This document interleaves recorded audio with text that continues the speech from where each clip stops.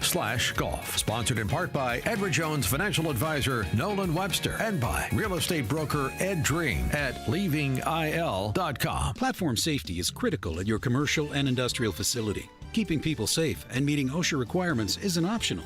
That's why Vans Industrial offers free platform inspections by professional structural engineers who know exactly what to look for. Problems with platforms, ladders, or stairs can lead to costly fines or worse. Vans Industrial helps you meet OSHA standards to protect people in your facility.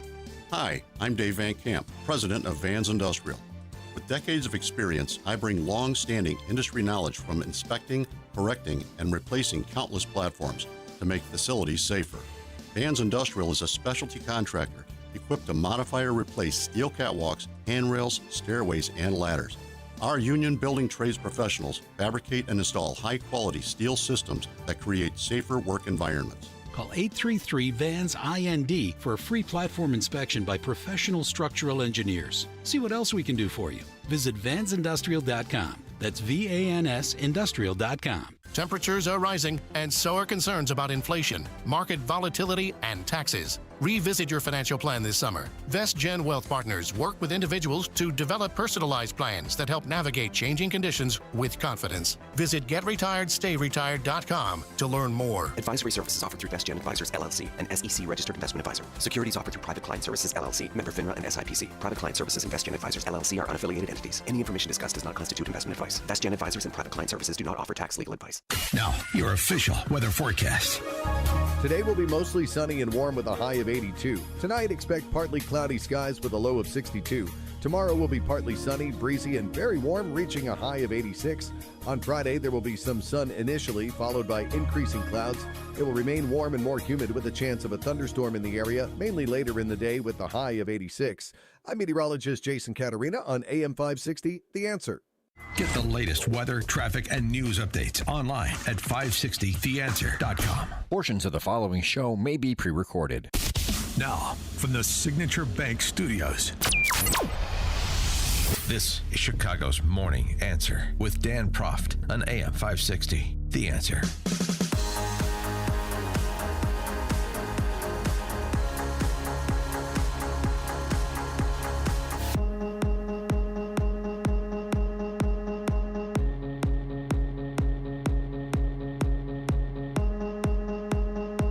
Easy as 1, 2, 3.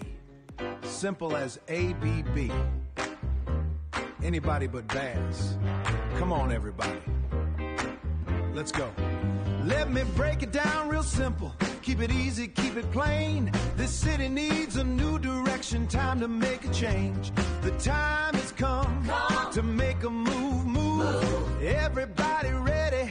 We are in the groove. We gave it all we had to give. We gave it all our time. Now everybody in the city singing on the same dime. Anybody make a change. Come on, say it. ABB. Everybody ready. Everybody free. ABB. That is the key. Yeah, all right. So the LA mayor's race, of course, as we knew going in, it's going to take a while for California to count all the votes. It's sort of like a big Cook County. Never quite can get their act together. 69% of the vote reporting. And Karen Basura is in first place. She's about 4 points ahead of Spencer Pratt. But, I mean, it looks like it's tracking to be a Pratt summer. 312-642-5600, alphawealthgroup.com, answer line and text line. Give us a call or text there. On the gubernatorial side, Steve Hilton in the pole position right now. Again, on the governor's side, statewide, only about 62% of the vote reporting. But he's up a couple of points on Javier Becerra with billionaire doofus frauds, Tom Steyer in third place. Rahman is also in third place in the mayor's race. There's some distance, in the case of the governor's race. Steyer's about 6 points behind Becerra. In the case of the mayor's race, Rahman's about 8 points behind Pratt. So it seems, unlikely that Rahman could make up that vote. But again, it is California, so you take nothing for granted. I saw that Nate Silver, noted election econometrician, I guess. The fact that California elections often can't be resolved for weeks is kind of insane and not common in other electoral systems around the world. Yes, but a poster on X helped explain that to Nate Silver. Here's how it works in California. And this will ring very familiar here in Cook County. So, election day, everyone votes. Then week 1, mail-in ballots, absentee ballots, military ballots, overseas ballots, ballots accidentally issued to people's pets, and ballots harvested from Skid Row start trickling in. Then in week 2, as the ballots pile up, officials consider appointing a committee to count ballots. In week 3, that committee to count ballots is appointed and commences discussion on electing a chairman. Week 4 is the deadline for ballots from illegal immigrants. Then in week 5, the committee decides that chairman is an outdated term and will be replaced by a term decided later once the committee to count ballots diversity consultants finish their reports. Then in week 6, fraudulent ballots from the Chinese Communist Party arrive. And in week 7, the committee elects a Chair Zerzan, a non-binary disabled child, to count the ballots. Week 8, it is discovered that Chair Zerzan does not actually know how to count. And then in week 9, the ballots are thrown away, and the committee announces election results that are entirely made up. So we've got a couple of months yet as the California goes through this rigorous process to count ballots before we get a final tally. But, it is in the offing, we want you to know. Coming up at 5:38, we'll talk a little bit more about the elections yesterday, including exciting news on the other side, where that Al-Qaeda caucus within the caucus in the House Marxist Party looks like it's going to add a member come November. Now we check the headlines with Mike Scott. 54 degrees, sunshine. Good morning, everyone. In the QC Kinetics newsroom, we expect a sunny and warm day ahead, a high of 83. L.A. Mayor Karen Bass is a step closer to being reelected as mayor, but Bass only leads the way in the mayoral race by about 5 points this morning, 5 percentage points. We're still waiting officially to find out who she will face in the November general election. But in the L.A. mayor's race, Spencer Pratt right now is at 30% and says the fight is on to become the next mayor. I hope she's ready, because I literally could not be more excited. According to a poll created by an AP News source, California Governor Republican gubernatorial candidate Steve Hilton has a growing lead over Democrat gubernatorial candidates Javier Becerra and Tom Steyer. Becerra spoke to supporters early this morning. As governor, I will never back down from the threats of small cowards in big offices. I sued Trump more than 120 times before, and I won, and I won, and I won. Becerra, a former state attorney general and federal health secretary. Iowa Democrat State Senator Zach Walz lost his party's nomination for the U.S. Senate, telling supporters late last night he's conceded in that race. I called Representative Josh Turek to congratulate him on his victory tonight and to pledge my full support as he takes on Ashley Hinson and the Republican political machine this fall.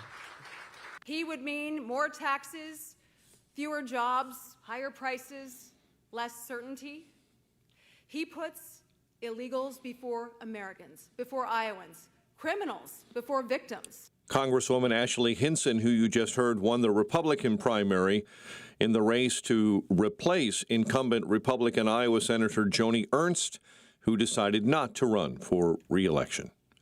9 people, including 8 teens, were arrested, dozens of citations issued Monday night in Naperville after a reported teen takeover was planned in that area and fighting ensued. A body found in a retention pond amid a search for a missing 32-year-old woman in Aurora. At around 7:35 last Monday night, Aurora investigators were conducting a follow-up into the disappearance of Shafia Murad near Farnsworth Avenue and Corporate Boulevard. Murad went missing May 28. The number of first-time filings for unemployment increasing across the state of Illinois. The U.S. Department of Labor says for the week ending May 23rd, there were more than 8,300 first-time filings in the state. That's more than 1,000 more from the week prior. Chicago sports. Cubs open up their series with the A's with a 2-1 loss at Wrigley, while the White Sox surrender 4 in the fourth inning in a 6-4 loss to the Twins. The news a service of Bank of America, sponsor of the FIFA World Cup 2026, dedicated to offering solutions to help businesses meet their goals. More at bankofamerica.com/gamechangers. Chicago's Morning Answer continues next, and a check of your AccuWeather forecast coming your way in 2 minutes. Larry Elder believes the president deserves the credit. Well, the Iranian people might not rise up to take back their country. Okay, therefore, we'll just let them continue to develop a nuclear bomb, right? And President Trump said he was not going to allow that to happen on his watch. The man should be celebrated. The world is going to be safer when this war is over. Eventually it'll be over, and the president should be saluted. The Larry Elder Show, weeknights at 8, right before Sean Hannity at 10 on AM 560. The Answer. If you're getting divorced, you need to call Team Hochberg, your trusted local lender. Marcy, 38, homemaker, no income, with 3 kids under 10, recently filed for divorce. Marcy's soon-to-be ex needed the equity out of their marital home to purchase a new home, so Marcy called Team Hochberg after being told by other lenders she couldn't refinance until the divorce was final. Wrong. I helped Marcy refinance with her parents co-signing because she didn't have a job and wasn't receiving child or spousal support. Let's review. Marcy needed to refinance her soon-to-be ex off the mortgage and give him half the home's equity to buy a home, and was told it couldn't be done. And I helped Marcy refinance. If you're getting divorced and want mortgage advice from a lender who can empathize with your situation, give us a call now at 855-563-2843 or visit 56david.com. That's 855-563-2843 or visit 56david.com. Atlantic Coast Mortgage, Equal Housing Lender, NMLS 643114. Fight or flight? In Illinois, you've got both options. You can stay and fight, engage in local races, work to change things. Or you can vote with your feet. At leavingil.com, we help you build a smart exit plan so you know where to go, when to go, and how to do it right. Take our quick exit readiness assessment. Go to leavingil.com. That's leavingil.com. Or call 224-800-6979. When digging, just one strike to a buried utility line can damage property, interrupt critical services, and cause serious injury. Stop a disaster before it starts. Contact Julie before you dig to request utilities come mark their underground lines for free. When planting, building, adding, or fixing anything outdoors, stay safe by planning ahead. Contact JulieBeforeYouDig.com. Every project, every time. JulieBeforeYouDig.com. Giving your liver a spring cleaning is easy with Active Liver from New Nordic. Search for Active Liver by New Nordic on Amazon, CVS, Wegmans, or GNC. Now, your official weather forecast. Today will be mostly sunny and warm with a high of 82. Tonight, expect partly cloudy skies with a low of 62. Tomorrow will be partly sunny, breezy, and very warm with a high of 86. I'm meteorologist Jason Caterina on AM 560, The Answer. Get the latest weather, traffic, and news updates online at 560theanswer.com. This hourly segment is brought to you by Goldilocks, offering smart security systems to homes and businesses. Call Goldilocks at 708-889-5600. Now, from the Signature Bank Studios. If you're looking for the latest news, insight into what it means, and the sharpest opinion, there's only one station in Chicago where you can turn, and it's this one. We're AM 560, The Answer.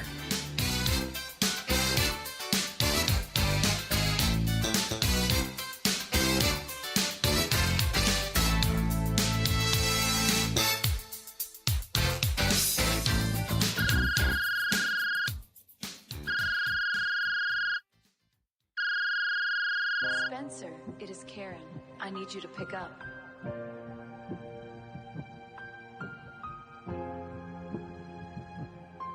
everything is messed up. Please just pick up. Karen, it's been so long since you called me. Is it time for your turn, man? I feel like I'm on ecstasy. Said what your vision meant to us will win the death of me. They tried to save your legacy, but baby, I just ended it. Call me KB. Call my say you need me, KB. KB, I'm so clean. You gotta watch me, KB. Pull up Airstream B, whole city is ready, go deep, KB.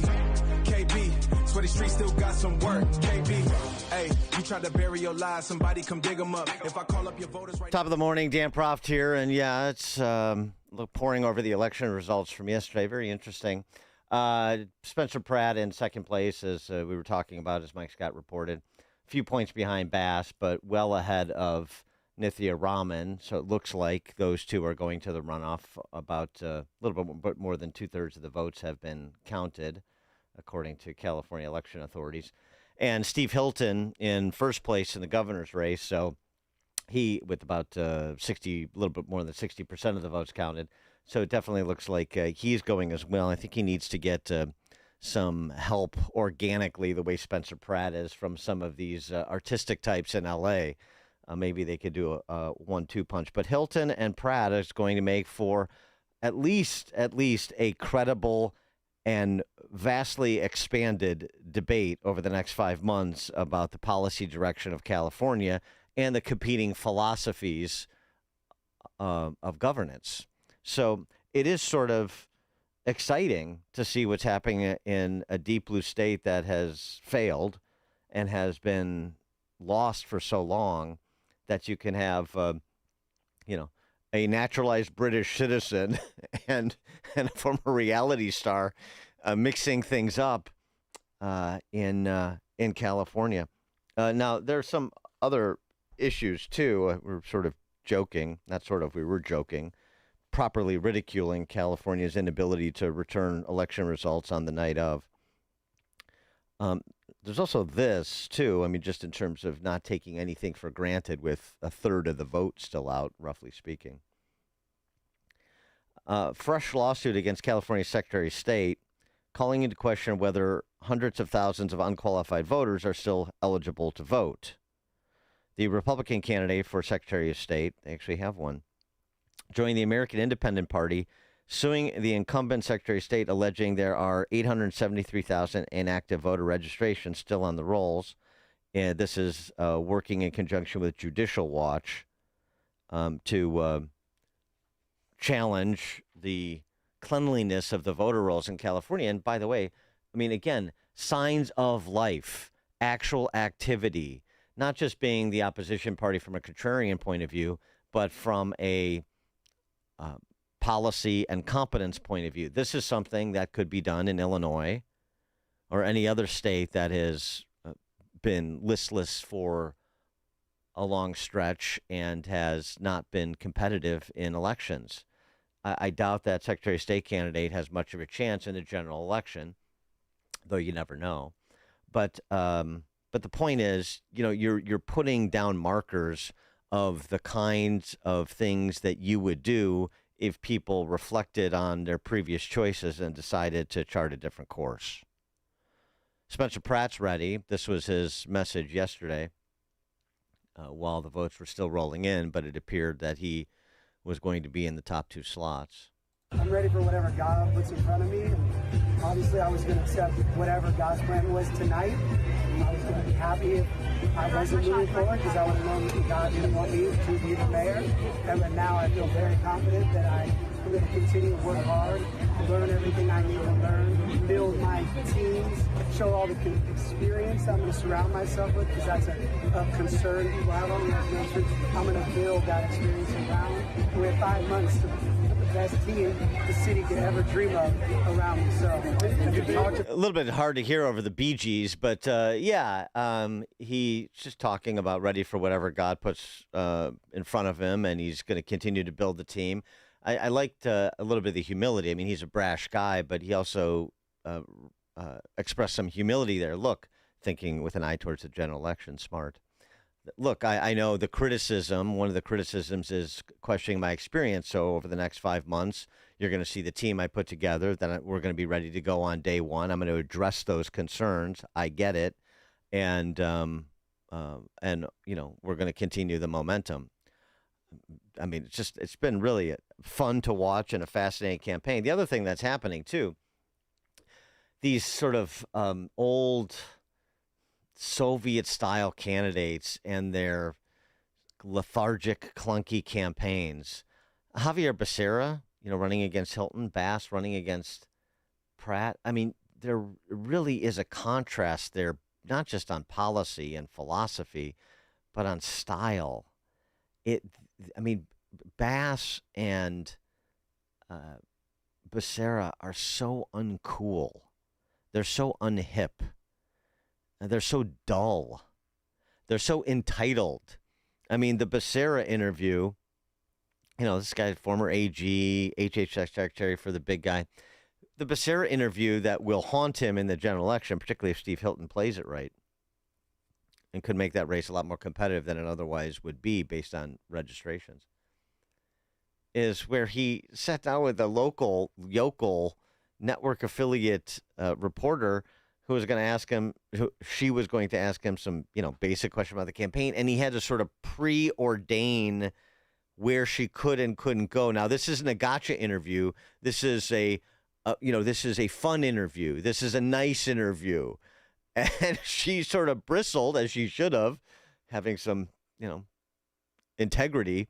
Said, "Look, I'm going to ask you some tough questions about your candidacy in the campaign. You know how these things work, right? Well, I just want to make sure it's not a gotcha. I'm going to ask questions, and you can give me whatever answers you want."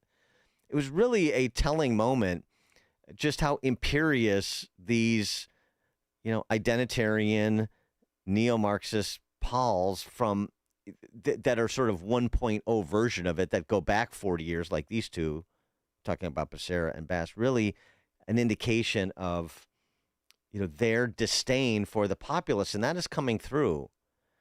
That thing that started with Brexit 10 years ago and Trump in this country 10 years ago, it's still unsettled. And you see it happening, speaking of Brexit, you see it happening across the pond in Steve Hilton's home, country of origin, I should say. Not home country, his home country's here, but it's country of origin. With the protests now that have taken to the streets in Southampton over the Henry Nowak murder that we were talking about yesterday. Now that body cam footage has been released and it's been laid bare for the public to see, and the conviction of Henry Nowak's murderer and the comments from Henry Nowak's father on the steps of the courthouse after the verdict was rendered. It's powerful stuff. And people see the hypocrisy and the disdain, as I said before, the disdain that their elected representatives, temporary elected representatives, have for them. In California, they don't really care if their incompetence leads to your house being burned down. They don't care if their incompetence, indifference, ideology leads to you or a family member being violated by somebody that shouldn't even be in your community, in your country. Really interesting times. And meanwhile, what is the other side putting forward in addition to Becerra and Bass in terms of high-profile races around the country that will have impact on their branding, people's impression of that party? I mean, it just gets better and better. As if there is not enough going on with Graham Plantner and, to some extent, Jimmy Tallarico down in Texas. This candidate we talked about last week is across the finish line. Adam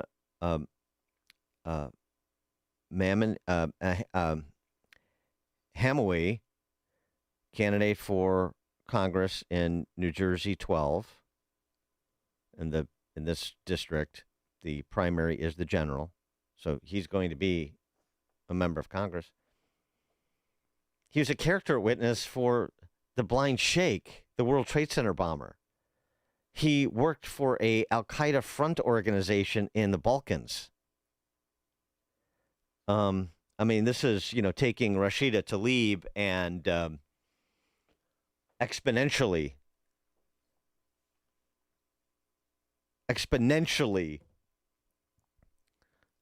lowering the bar, as it were.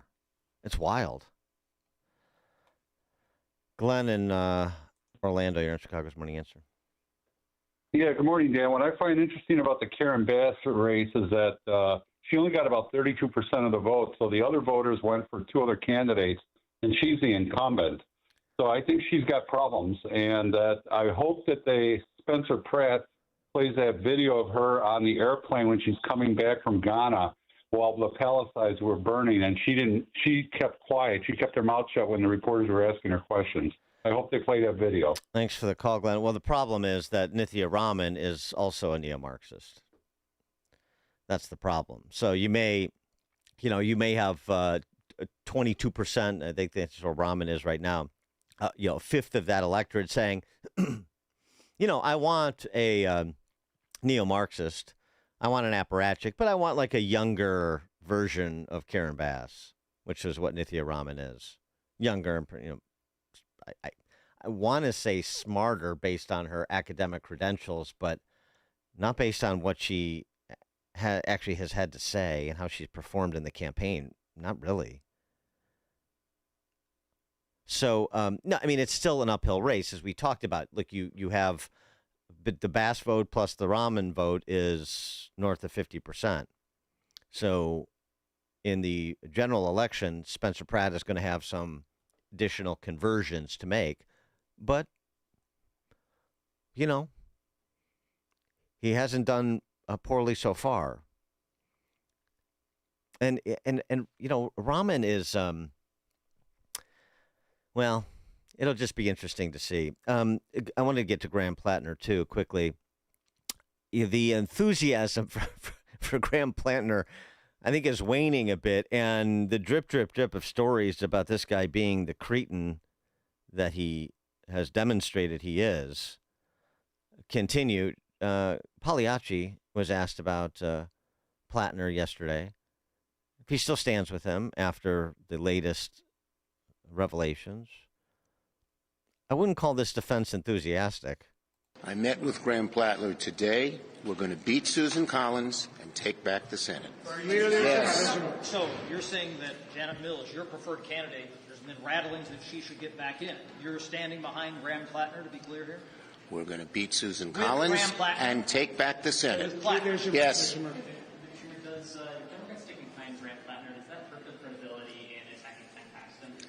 We're going to beat Susan Collins and take back the Senate. Any other subject you got? Any other subject? Yes, you right there. Do you believe that Janet Mills should unsuspend her campaign? We're going to beat Susan Collins and take back the Senate. Last one. You have not said if you're still endorsing Graham Plattner. Are you still supporting Graham Plattner? As I said, I endorsed Graham Plattner. We're going to beat Susan Collins and take back the Senate. What are you trying to say? I endorsed Graham Plattner, past tense, and we're going to beat Susan Collins and take back the Senate. Right. Not exactly a full-throated defense or feting of Graham Plattner from the Senate minority leader there. Yes. George in Naperville.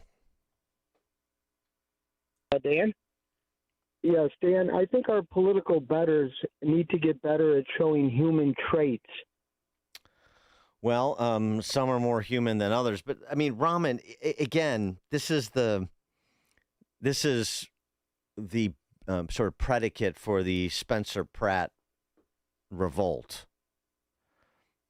We spent so much time on Bass and being in Ghana and the Palisades fire and all of her other offerings, and one of the classics too is I can't undo 30 years worth of problems in one term. I need a second term to finish the job. Right, 30 years of problems created under whose leadership? Your party's. The disassociation from everything that came before them that they were a part of. These were all your fellow travelers. These are people you endorsed. These are policies you supported. And you're continuing. And so the slide continues. But Raman, I mean, this is classic. Just, for me, but not for thee. You see it all the time. But it gets more poignant when it's at your front door, as Nithya Raman found out. When it comes to the homeless problem that Spencer Pratt has talked so much about, It's not a problem to have homeless encampments, like, say, near a school. You know, drug addicts, the mentally ill, the violent, in a couple of different categories. Not a problem. I mean, it's like, I don't think a kid's going to be safer because a tent is 500 feet away from a school. You know, it's like, whatever. I think somebody disagreed. But if the homeless encampment is near her home.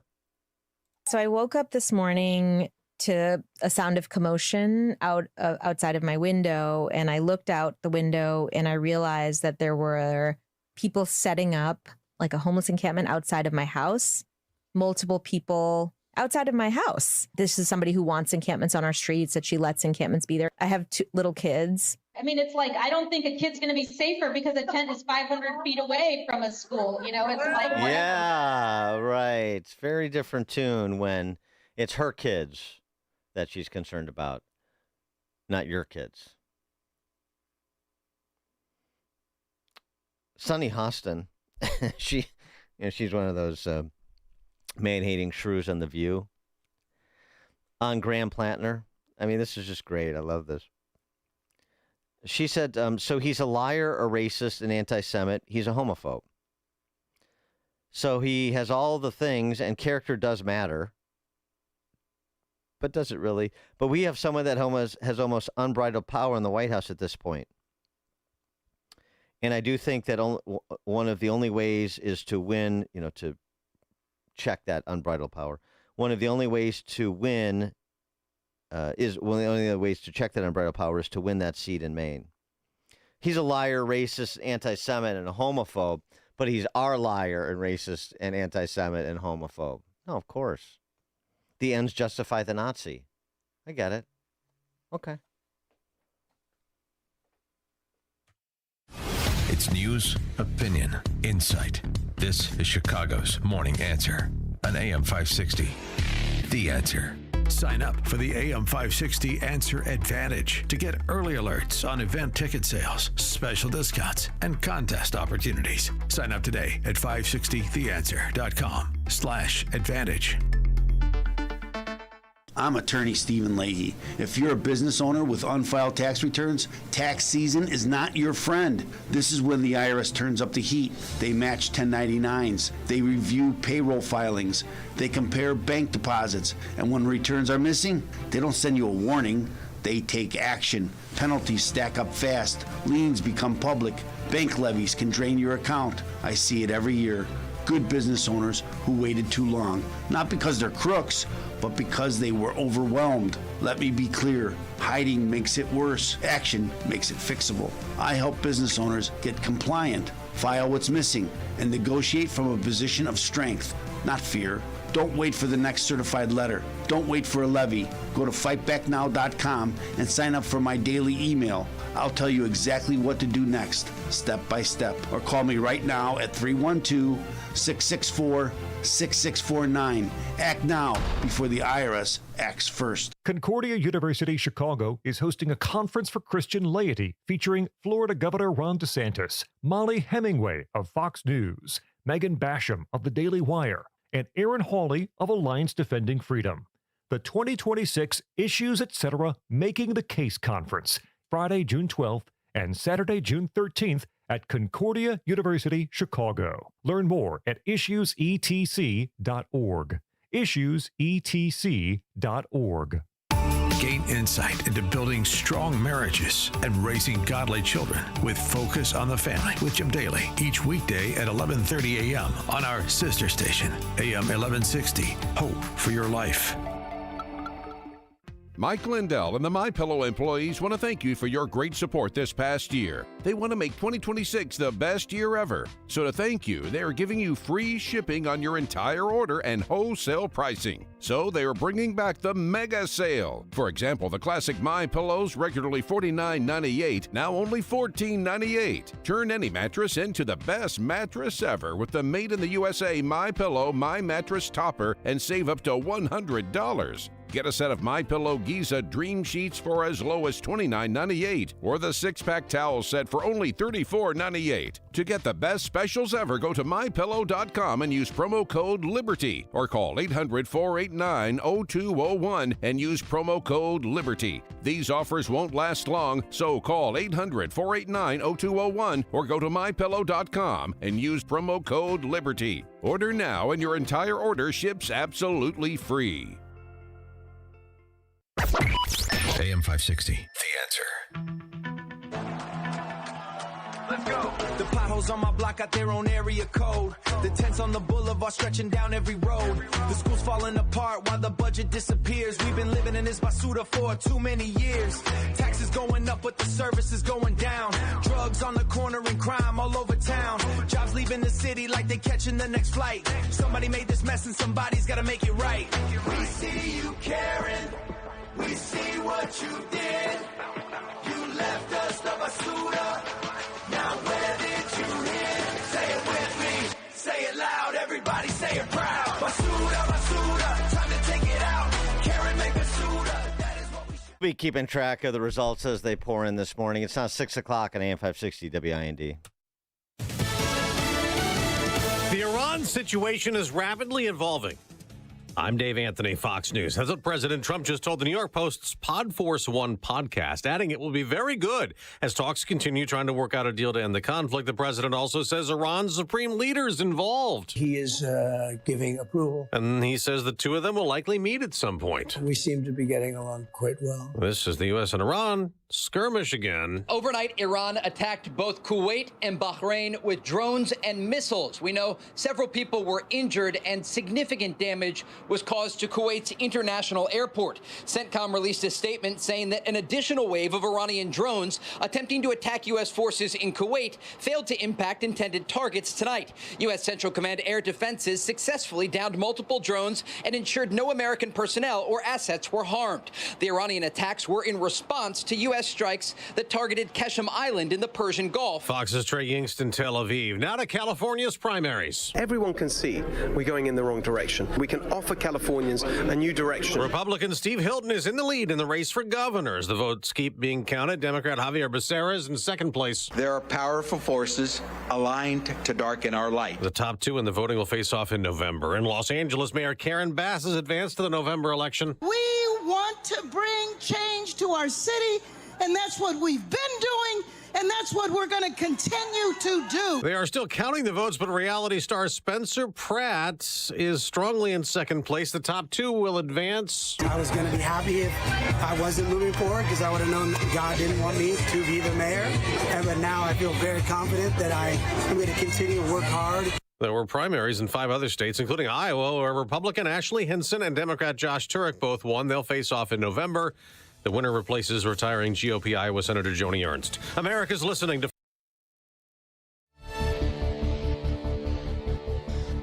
50 degrees at 6:02 on AM 560. The Answer. I'm Mike Scott in the QC Kinetics newsroom. 9 were arrested, 8 teens, and dozens of citations issued Monday night in Naperville after a reported teen takeover was planned in the area and fighting ensued. Police say nearly 36 citations were issued. We did have a couple kids that broke out into a couple fights. We had a couple kids. We cited everything. Jaywalking, giving us fake names, allegedly. You know what? You break the rules, you get held accountable. Naperville Police Chief Jason Aries. A body found in a retention pond amid a Monday search for a missing 32-year-old woman from Aurora. Aurora investigators were conducting a follow-up into the disappearance of Shafia Murad near Farnsworth Avenue and Corporate Boulevard. Murad went missing May 28.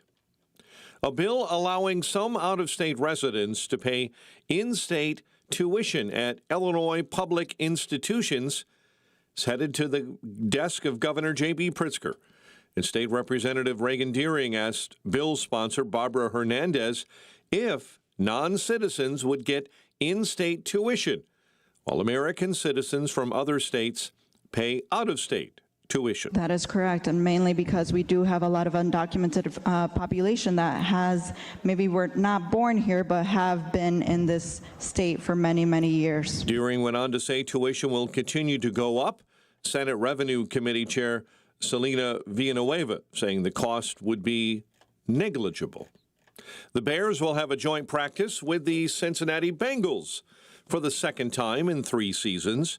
Bengals announcing they will be hosting the Bears for one session during training camp in August ahead of a preseason game in Cincinnati. Cubs open up their series with the A's with a 2-1 loss, while the White Sox lost to the Twins 6-4. The news service of Salem Surround, a local digital marketing agency providing high-performing digital solutions. Go to surroundchicago.com today. A check of the roads in 2 minutes on AM 560. It's almost time for AM 560's annual golf outing, presented by Signature Bank. AM 560 is proud to partner with the Tunnel to Towers Foundation as they support America's first responder and military heroes to help America never forget 9/11. It's all happening on Monday, June 15th at McRae Memorial Golf Club in Barrington. Enjoy a full day of golf, meals, an awards reception, and a silent auction. Reserve your foursome today at 560theanswer.com/golf. Sponsored in part by Edward Jones Financial Advisor Nolan Webster and by real estate broker Ed Dring at leavingil.com. WIND, Chicago. Shh, here she comes. Surprise! They sent a duplicate shipment to your flower shop. Now you have to pay for 1,000 extra carnations. Also, there's a beehive outside your store, and they're super aggressive. There's thousands of them. Progressive knows small business owners usually don't like surprises because they cost you money. But a good surprise, saving 13% on commercial auto insurance when you pay in full. Also, the egg salad you just ate was expired. Gross. Surprise yourself. See if you can save in as little as 8 minutes at progressivecommercial.com. Progressive Casualty Insurance Company and affiliates. Discounts not available in all states or situations. If you want unlimited talk, text, and data on a crazy fast network, Big Wireless will sell it to you right now for as little as $70 a month. Or you can buy it from Pure Talk for half of that. I'm talking about unlimited talk, text, and unlimited data for just $34.99 a month. Stop paying the big guys twice what you need to. Dial pound 250, say my name. That's pound 250 micro to switch to Pure Talk, where the savings are truly unlimited. Are you turning 65 and thinking about Medicare? Or are you over 65 and haven't enrolled yet because you still have coverage at work? Either way, Medicare done correctly will be the best health insurance you will ever have. Imagine having an annual deductible of only $283. There are only 2 good things about aging: wisdom and Medicare. But to navigate the Medicare maze properly, you need a mentor. Best part? My guidance costs you nothing. Call me. I can help. If you're tired of calling a bureaucrat at an 800 number to help you navigate Medicare, then you need a local expert on your side, your own health insurance mentor. C. Stephen Tucker from healthinsurancementors.com is someone I know and trust. He's a 30-year licensed broker who's been educating our listeners for more than a decade. Steve, how can our listeners get in touch with you? Thanks, Dan. They can visit healthinsurancementors.com or call me directly at 630-674-1551. That's 630-674-1551. 6:07. Team Hochberg Traffic Center time, a service of the AM 560 mobile app at 560theanswer.com/mobile. I-57, solid and slow this morning, inbound between 119th and Genoa Avenue, all due to an accident. Big delays on the Reagan I-88 eastbound between Cermak and the Tri-State. Chicago's Morning Answer continues next. But first, check of your forecast in the Air Right Heating and Cooling Weather Center. Today will be mostly sunny and warm with a high of 82. Tonight, expect partly cloudy skies with a low of 62. Tomorrow will be partly sunny, breezy, and very warm with a high of 86. I'm meteorologist Jason Caterina on AM 560, The Answer. Get the latest weather, traffic, and news updates online at 560theanswer.com. This hourly segment is brought to you by Goldilocks, offering 24/7 security solutions for homes and businesses. Call them today at 708-889-5600. Now, from the Signature Bank Studios. This is Chicago's Morning Answer with Dan Proft on AM 560. The Answer.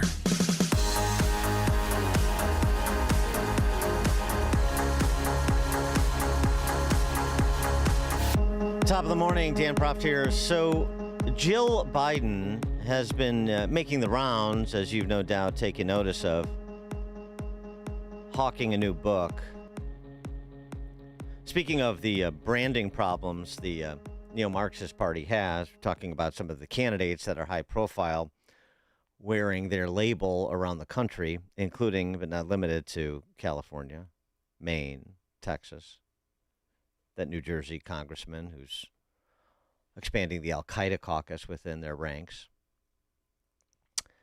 Jill Biden running around talking about the 2024 election and the deception emanating from the Biden White House. I don't think that's helpful either. And you hear, you don't really need to think, you hear grumbling from backbenchers about Jill Biden's profile and some of the recasting of what happened that she's trying to do. She was on The View, friendly audience, of course, fellow man-hating shrews, fellow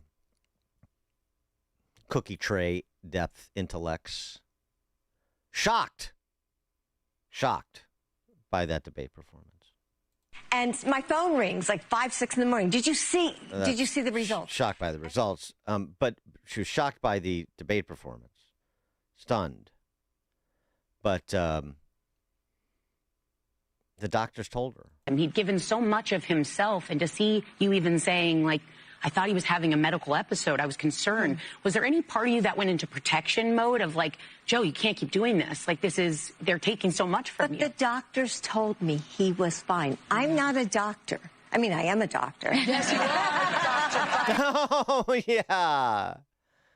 Yeah, I have a useless PhD in education, so call me doctor. I'll pass. And this is what she's been saying for the last week in these interviews, trying to sell books. Ever see signs that he was falling into cognitive decline? No. No.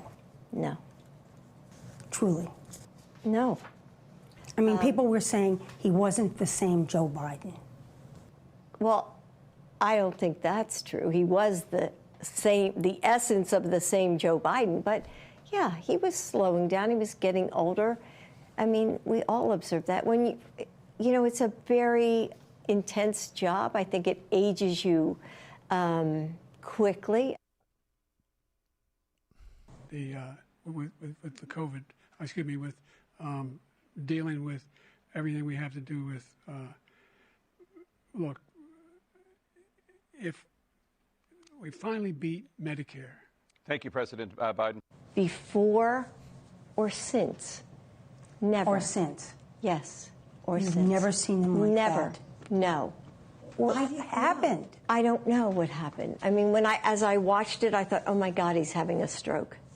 And it scared me to death. Scared her to death, right? That was the answer from the debate that was indicative of his performance on that night. And then which now her recasting it, saying she was scared to death. She thought he was having a stroke. Never saw signs of cognitive decline. Very much like the full complement of his fellow party members said, including all the Illinois types like JB and BJ, but especially JB. Never saw it. But this was Jill post-debate. Oh, my God, I thought he was having a stroke. This was Jill Biden that night, post-debate. Joe, you did such a great job. You answered every question. You knew all the... And let me ask the crowd, what did Trump do? Why? Adam Smith is a good example of one of those backbenchers I'm talking about. He's a neo-Marxist from Washington State. I mean, just think of the two sentences. She said, I saw him on the debate stage. I thought he was having a stroke. And then in the next breath, she says, no, I didn't see any evidence of cognitive decline. Mm-hmm. Come on. I mean, and this is something that was a huge problem for my party.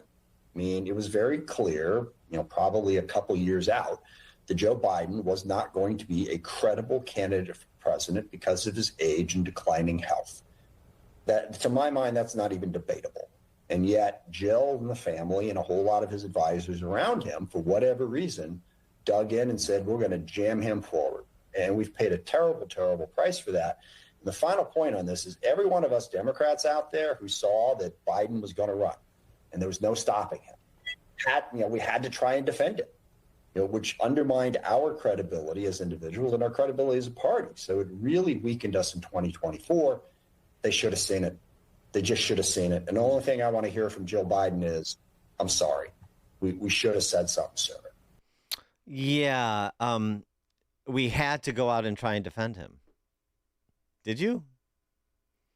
We couldn't tell the truth. We couldn't offer our opinion. A couple years out, it was clear to most of us that he was not going to be a credible candidate re-election. He was barely a credible candidate for election in the first place. I love that, we knew the truth, but we just, we couldn't tell you. We couldn't say what we thought to be true because that wouldn't be being a proper teammate. Wouldn't be politically expedient. Well, how did your political expediency pay off? There's a lesson there, isn't there? For both sides. Let's do the thing that's politically expedient, that's easy. We have to defer, we have to defer, we have to defer. Okay, well, now you regret your expediency. We paid a terrible price, Adam Smith saying. Yeah, you couldn't have seen that coming? You thought we were going to get away with it. And if they had gotten away with it, they'd still be doing the same thing today. So Adam Smith, like Jake Tapper, is not a hero in this story. He's just trying to recast himself, save himself, and this is as close as you'll get to a mea culpa. But it's not a true apology because he's not sorry that he participated in it. He's sorry that they got caught and they paid a price for it. And so is Jill Biden, and she has to, be in this phony sort of state of introspection as I reflect back and in order to sell books, in order to refurbish her own reputation, which is what this book tour is about too, the book and the book tour. As I look back, would I want to put Joe through the hurt and the pain we felt during that time? Never, never. I mean, it was so hurtful. She was just trying to be a good wife. Right. Same thing. If they had gotten away with it, they would still be doing it today. That's the point. And I mean, just to give you another example of how dishonest, preternaturally dishonest these people are, and I'm starting with Jill, who's out there flacking for this invented story about what went down in 2024 and in the years leading up. This was talking about the 2024 election, with the gals on The View, girl talk. And she was almost as shocked by the results in 2024 as she was by the big guy's debate performance. Because, I mean, she was on the trail and, they're gal pals, her and Kamala. And she saw the crowds and the enthusiasm. Who could have seen this coming? And my phone rings like 5, 6 in the morning. Did you see the results? And just at that moment, I knew. And I ran into the bedroom and I woke Joe up and I'm like, Joe, why didn't you tell me this? Why didn't you wake me up? And he said, yes, she lost. And I was shocked. I saw the enthusiasm. I was out on the road for her. The excitement. We all saw the big crowd. Yeah. Yeah. Okay. No, sure. The big crowds. Mike LaRosa is a former Jill Biden spokeshuman, and he still likes them. He says so. He says he has affinity for the family. But he's a spinmeister, so maybe he's doing a little of damage control himself and reputation management himself. So take that all into account. But it doesn't mean that his observations are incorrect. That's why it's so hard. Who would want to be in my position? I love and care about Dr. Biden still, but they've done themselves no favors, and they continue to damage her credibility by changing their tune like this. And here's the thing, Will. They are immune. The Bidens and the people around them were immune to authenticity or anything that resembles honesty. It was a betrayal to suggest having a human response. Had she had a human response that night, like a concerned wife would, they may have received some benefit of the doubt, maybe even could have pulled off it was a once and done thing. But instead, they put her out to be a political operative and to spin, not even very believable spin at that. And those were the first pictures and images and reactions that the country got after that debate. It was her spinning, and that's where they aired. Joe, you did such a great job. You answered every question. You knew all the... Yeah! Oh, look, a big crowd. And let me ask the crowd, what did Trump do? Lie! Right, he lied. Right, Jill. LaRosa pointing out this is sort of a recurring approach taken by that hillbilly crime family from Wilmington. Too cute by half. You see it all the time in politics. One thing I noticed is that there's this aversion to humanness and transparency, but they always wanted to have things both ways. And there was always an effort to be too cute by half. So what they're trying to do now, the people around Dr. Biden with this book, they're trying to say he was fine before and after and since. But my reaction, her reaction was just like yours. It was just as concerning as everyone else at home. It was just like you. I'm just like you. Except, again, they put her out to be a political operative and go spin right after that. Right. Come on, man. And he's still a tiger in the sack. I understand. Right. That's he was great before and after and since. It was just that one night.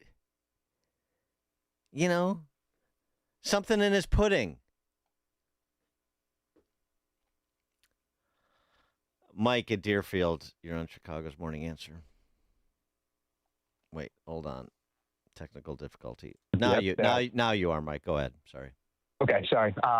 Former Congressman from Minnesota, Dean Phillips, was the only public Democrat that came out and called Biden on his cognitive decline. And he was basically excommunicated from the Democratic Party by Nancy Pelosi. Yeah. So step out of line, call out the cognitive decline, and you got sidelined yourself. It was really pathetic. Yeah. No, that's right. Good recall on Dean Phillips. That's right. But I mean, this is where you would, if the parties were better, you would have people making the point that I just made. Using Adam Smith as a good example. The unfortunately named Adam Smith, a leftist, sort of polluting the great name of Adam Smith. But you do things out of political expediency because you're afraid to be honest internally. You don't want to police your own people. Well, you're going to pay trouble the price politically and in every other way if you do it that way. There's a takeaway there, and we're continuing to see it. And by the way, they're still paying the price. They can't get out from underneath it because now, 5 months from a midterm, Jill Biden is on a media tour selling a book and rehashing all this stuff that they want to put in everybody's rearview mirror, which is why it's incumbent upon Republicans, just from a political competency point of view, to keep this going. I'm doing my little part here. Absolutely. Remind people. Thank you for reminding us, Jill. of everything that was done. And let's continue to distill everything she has to say as she sort of invents this stylized version of events. And put this to your neighbors, too. You're that party. You're with these people. Not just the people currently, not just the louts like Graham Plattner, but this White House, this conspiracy of fools. Jerry, Milwaukee. Yeah, morning, Dan. 2 points. First of all, when Joe Biden says, hey, he was successful, he answered every question, so that's the bar Democrats use now. You just have to answer every question, whether it makes sense or not. And then number two is she said he had a stroke. She thinks he had a stroke. In the next breath, she says, well, we've got 2 more campaign stops the next day. And wouldn't any self-respecting spouse say if he had a stroke, well, we better get him into a hospital or see a doctor? She's talking about 2 more campaign stops the next day. Thanks for the call, Jerry. Yeah, it was just that one moment on the debate stage. Fine before, fine after, fine since. Robust, exacting, rigorous. Mike, Northwest Indiana. Good morning. I got a quick response to Jerry's situation. The current process for stroke treatment is taken to Waffle House. But let's conduct a little Einstein-Goduncan experiment. Suppose, despite all this mess, Biden would have won the election. Then some other episode occurs. The Democrats would have been salivating to get Kamala Harris in his place, throwing him out under the bus in a heartbeat. No question. I mean, that's what I'm saying. Thanks for the comment. There's no lesson learned. The only thing that, which is, again, this is not novel, but it's necessary to apply the label to this whole episode, this Confederacy of Dunces. The only thing they're upset about is getting caught. That's it. The stories you need to know to start your day. This is Chicago's Morning Answer on AM 560. The Answer. President Trump has triggered a $200 billion tech disruption, and Wall Street is asleep at the switch. This $200 billion investment in chip technology could make today's artificial intelligence chips obsolete. Technology that will make today's AI data centers a thing of the past, like IBM's old mainframes. While most investors are focused on old-fashioned AI, there are 3 companies quietly building a $1 trillion triangle that could transform every tech sector on Earth. These 3 companies are gearing up to develop and manufacture supercomputers the size of a dinner plate. Institutions like Vanguard, BlackRock, and State Street are pouring more than $200 billion into this AI revolution. Investment guru George Gilder has been predicting tech revolutions for more than 40 years, including the iPhone, Netflix, and Amazon. Now he's got his finger on 3 companies whose technology will change tech forever. Log on to TrillionDollarTriangle.com to find out which 3 companies are working on what could be the biggest tech disruption since the internet. TrillionDollarTriangle.com. That's TrillionDollarTriangle.com. Your kitchen's outdated. Your bathroom feels cramped. Every day you wait, prices go up. And you keep living in a space that doesn't work. At Forever Remodeling, one team handles everything. Design, planning, and installation, start to finish. We show you your new space in 3D before we ever break ground. No surprises. With flexible financing options, the home you want is closer than you think. Visit foreverremodeling.com. That's the number 4, everremodeling.com to schedule your personalized in-home design consultation. Each morning, the newsmakers and the newsbreakers shaping today's conversation are heard on the AlphaWealthGroup.com answer line on Chicago's Morning Answer. When you need answers about what's happening in your world, you turn to AM 560 The Answer. And when you need answers about how to prepare for and protect your retirement, you turn to the Alpha Wealth Group, now the proud sponsor of the AM 560 Answer Line, right here on Chicago's source for news, opinion, and insight. AM 560 The Answer. Hi, Dr. Huber here with Marty. Marty and I were at the Cigar Festival 2026, and we're here listening to Sean Thompson's show. And Marty told me about he has a sinus problem that Virago seemed to help. Probably for the past 15, 20 years, I would get a sinus infection every spring, every fall, and had to go in, get medication. Since the last 2 years I've been taking Virago, I have not had any issues with the sinus. If I feel it coming on, I just up the dosage, and then I get the sweats one night, and then it's all gone. I feel great. So you think Virago is a big reason for all this improvement? Yeah, and I don't have to take any sinus medication, which I'm happy about because I don't know what's in half that stuff anyway. Well, that's great, and thanks, Marty. We're glad to tell our Virago fans that we do help with your sinus problems. Thank you. Try Virago today. Order your bottle online at myvirago.com and use coupon code IMMUNE to save 30%. That's myvirago.com, coupon code IMMUNE. Virago and Maha, making America healthy again. AM 560, The Answer.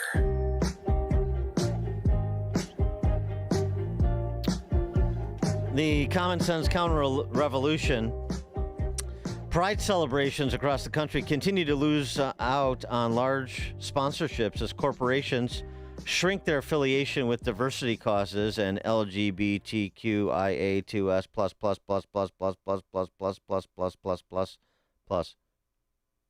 events. Yeah. Majority of the celebrations in big cities are down, but not Boston. Thanks to Barrington High School's very own Michelle Wu. And not over at Sesame Street, too. I saw Sesame Street posted something on X about their LGBTQIA2S plus support. Yeah, sure. You still got to work on grooming the kids. But, yeah, a lot of other corporations that were full on have pulled back. It's interesting. But as I said, not in Boston. Not only do they have Michelle Wu, and not only do they do trans menstrual equity seminars. Yeah. What do we want? Menstrual equity. When do we want it? Once a month? Yeah. They also have a LGBTQIA2S plus Pride Month choir.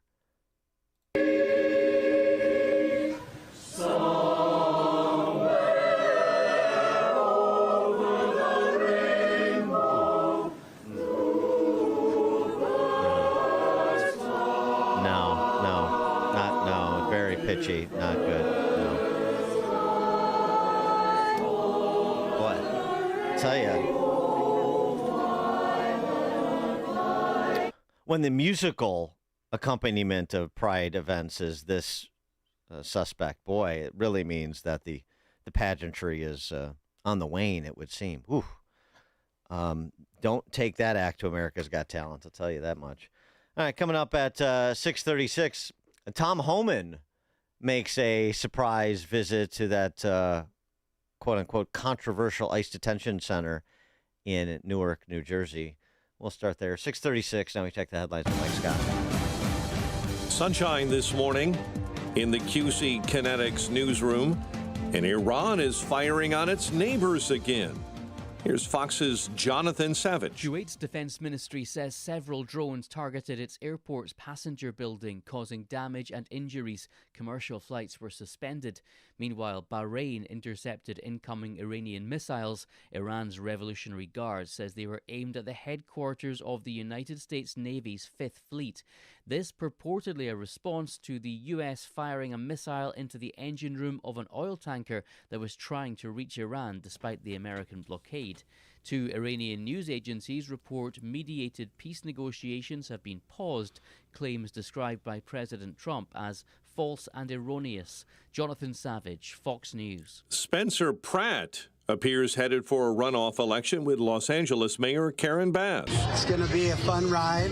I hope she's ready.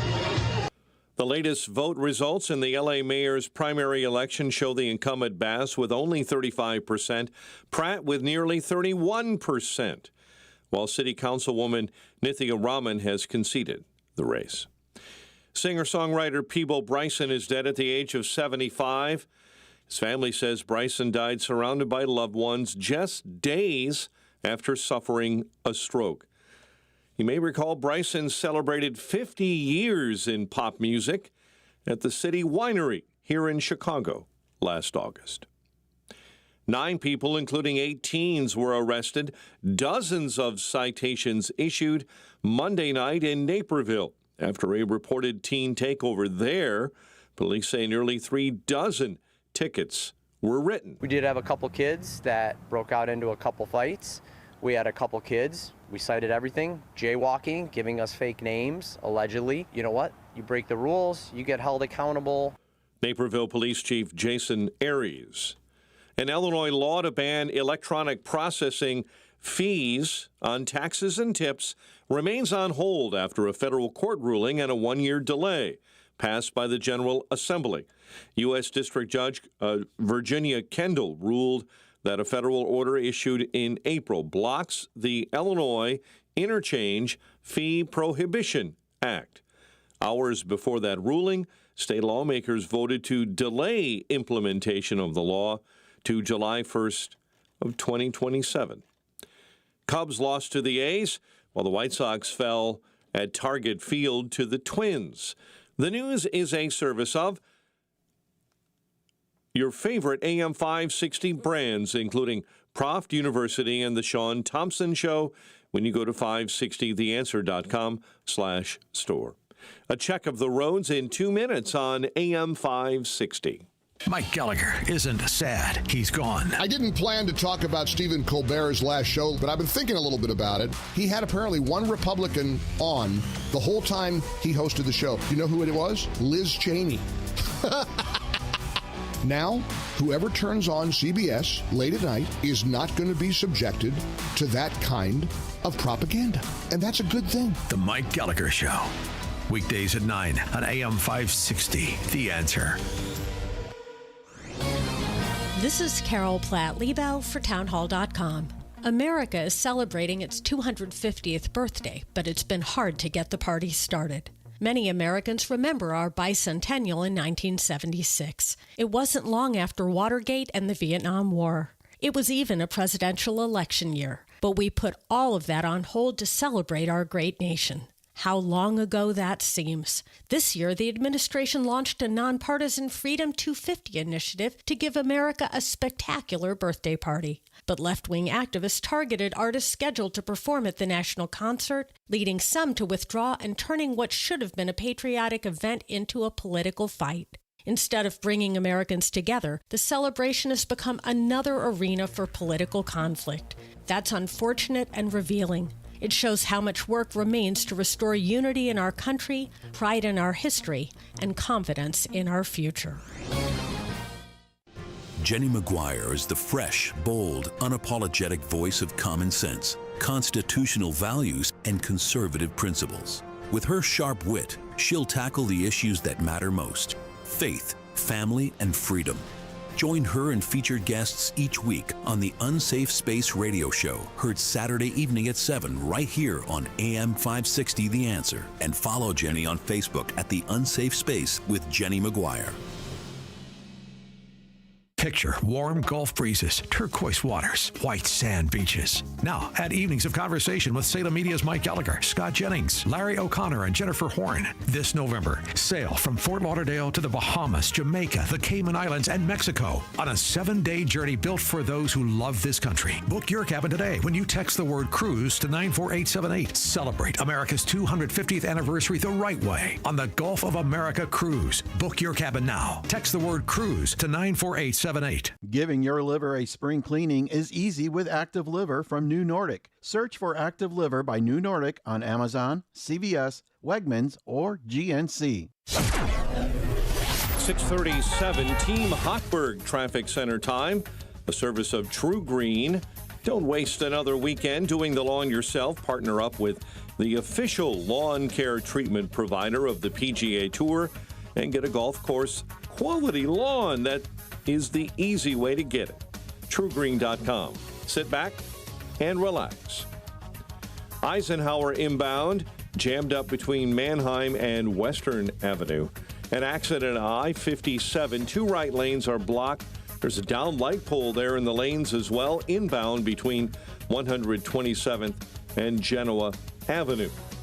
Reagan, I-88. Very slow traffic on the ramp to the northbound Tri-State. And in West Chicago, report of an accident, Route 59 in Roosevelt. Chicago's Morning Answer continues next.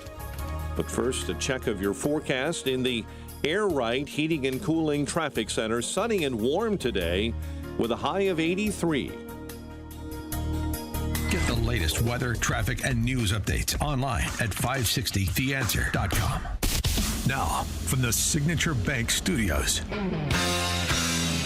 Only the biggest stories, only the biggest guests, and only the biggest opinions. This is AM 560, The Answer. Top of the morning, Dan Proft here. So, Department of Homeland Security Secretary Markwayne Mullin before the Senate Homeland Security Committee yesterday. And, right out of the gate, before he could even get to his prepared statement, he had to address, who else?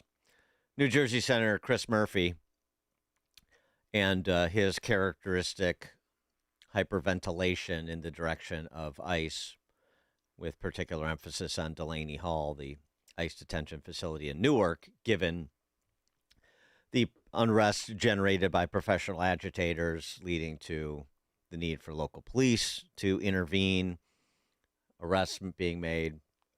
Nick Sorter and other independent journalists up there doing a nice job documenting just how well-financed that operation was, even participating in some of the so-called training sessions, incognito, to give you a sense of how well-resourced these professional agitators are from,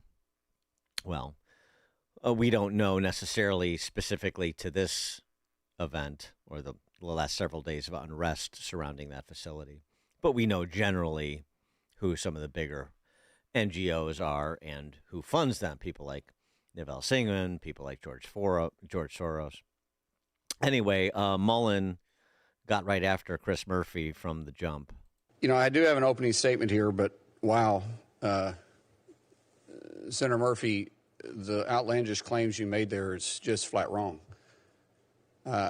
You start saying we're breaking the law, and you really start looking at it, and we're enforcing the laws that Congress did pass.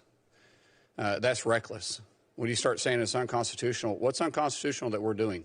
We swore to uphold the Constitution, just like you swore to uphold the Constitution. For you to throw my 275,000 employees underneath DHS and with a broad stroke like that is reckless and irresponsible on your part.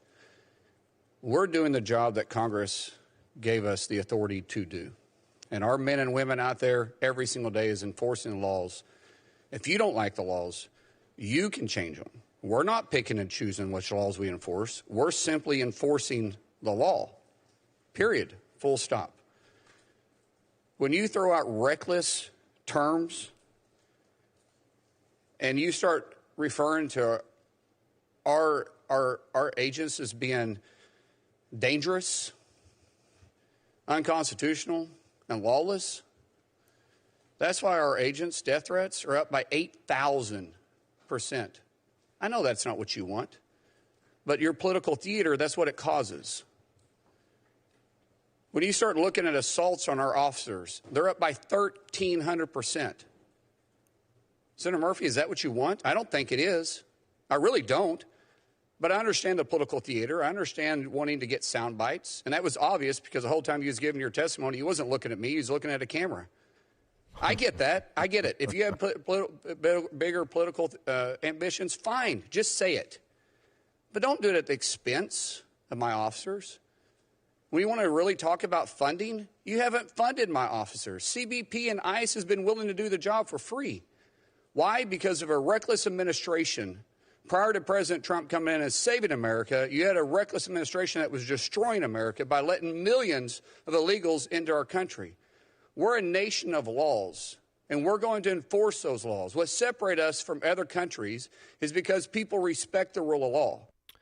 And following that, John Kennedy, senator from Louisiana, of course, wanted Mullin to address the professional agitation, the violence in and around Delaney Hall. I mean, I'm sure have seen the images of these professional agitators playing tug of war with fencing, with officers, the specific threats, the arrests made for specific threats on one officer's life and the life of his family.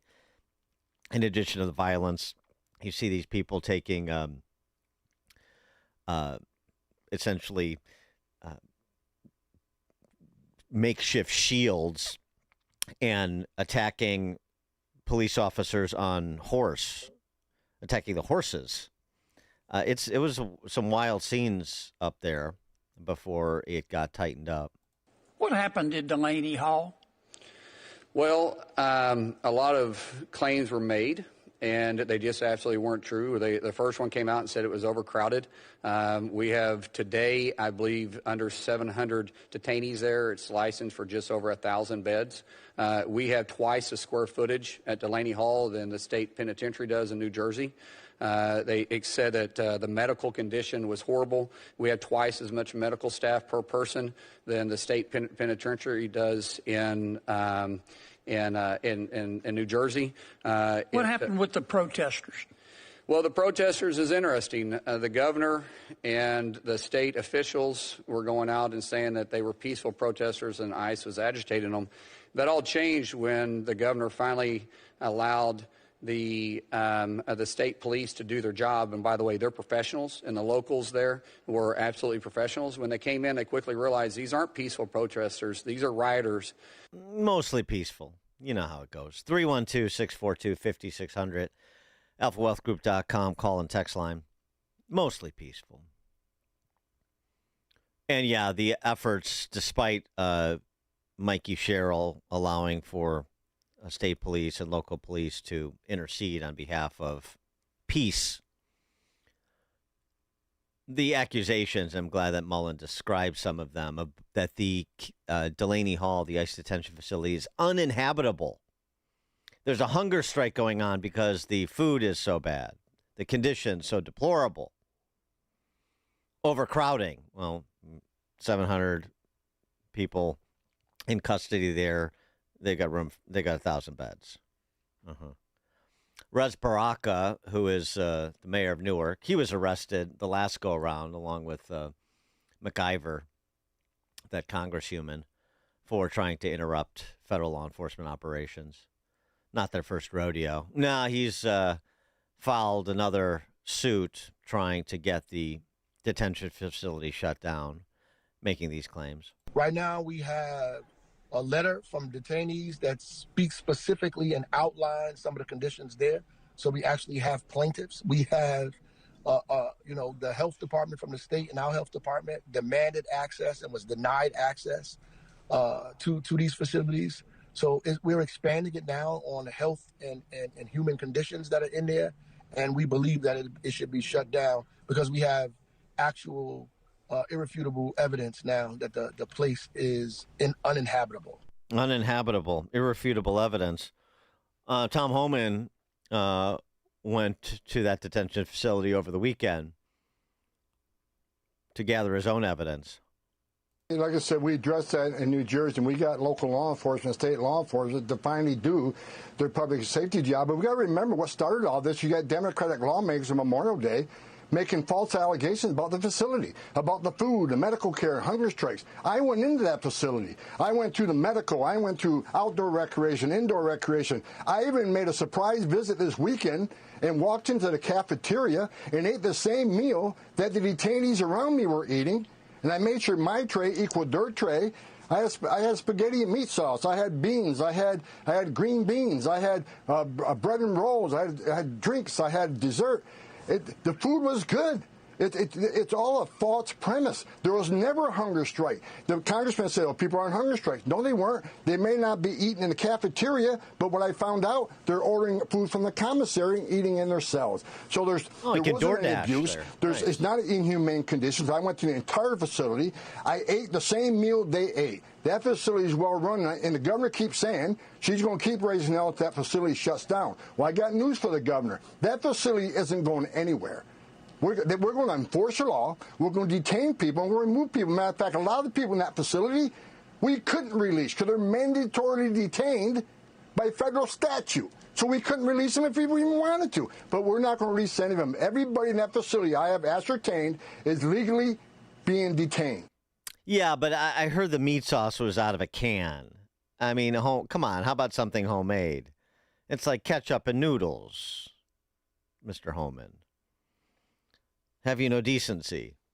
So all the hyperventilating and the histrionics in committee hearings and on the streets, and then you get the straight dope of what these facilities actually are, both in terms of capacity as well as conditions. You know, it's and in terms of the ICE officers doing their job, both at facilities and in the community, and particularly in communities that are sanctuary communities because they're compelled to be in the community since they can't get cooperation. This report from a decade ago has been recirculating. Sort of remarkable. CNN's Pamela Brown did a ride-along with ICE officers in Chicago, 2016. CNN, ride-along, ICE officers in Chicago doing enforcement and recovery operations. So, you know, enforcing the law. May of 2016, so pre-Donald Trump. Pre-Donald Trump, the same ICE officers that became Nazis 9 months later were just police officers doing their job, and CNN wanted to get perspective on how they do their job and the difficulties and challenges and so forth. It's sort of incredible to listen to this because how fast that switch was flipped when Trump was elected. And we got serious about enforcing federal immigration law, isn't it? Their first stop, Cicero. And they made a mistake, as you'll hear. And yet the reporting on this is even-handed, room temperature, as it should be. What would it be today?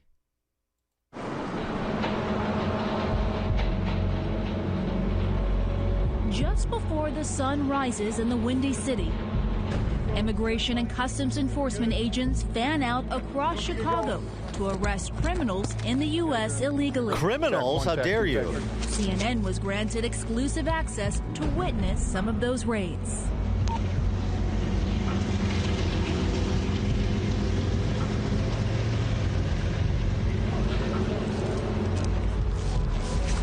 We got 3 targets this morning. You know, some of the neighborhoods a little sketchy, so we got to make sure it's not just the target we're looking after, but other people around us. They want to come out extra early, like right now, because they want to catch these people before they go to work. That's why it starts so early in the morning. Ready to check? All right, let's roll, guys.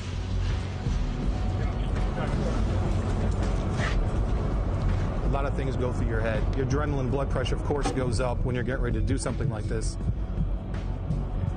All right, that vehicle behind us is off limits.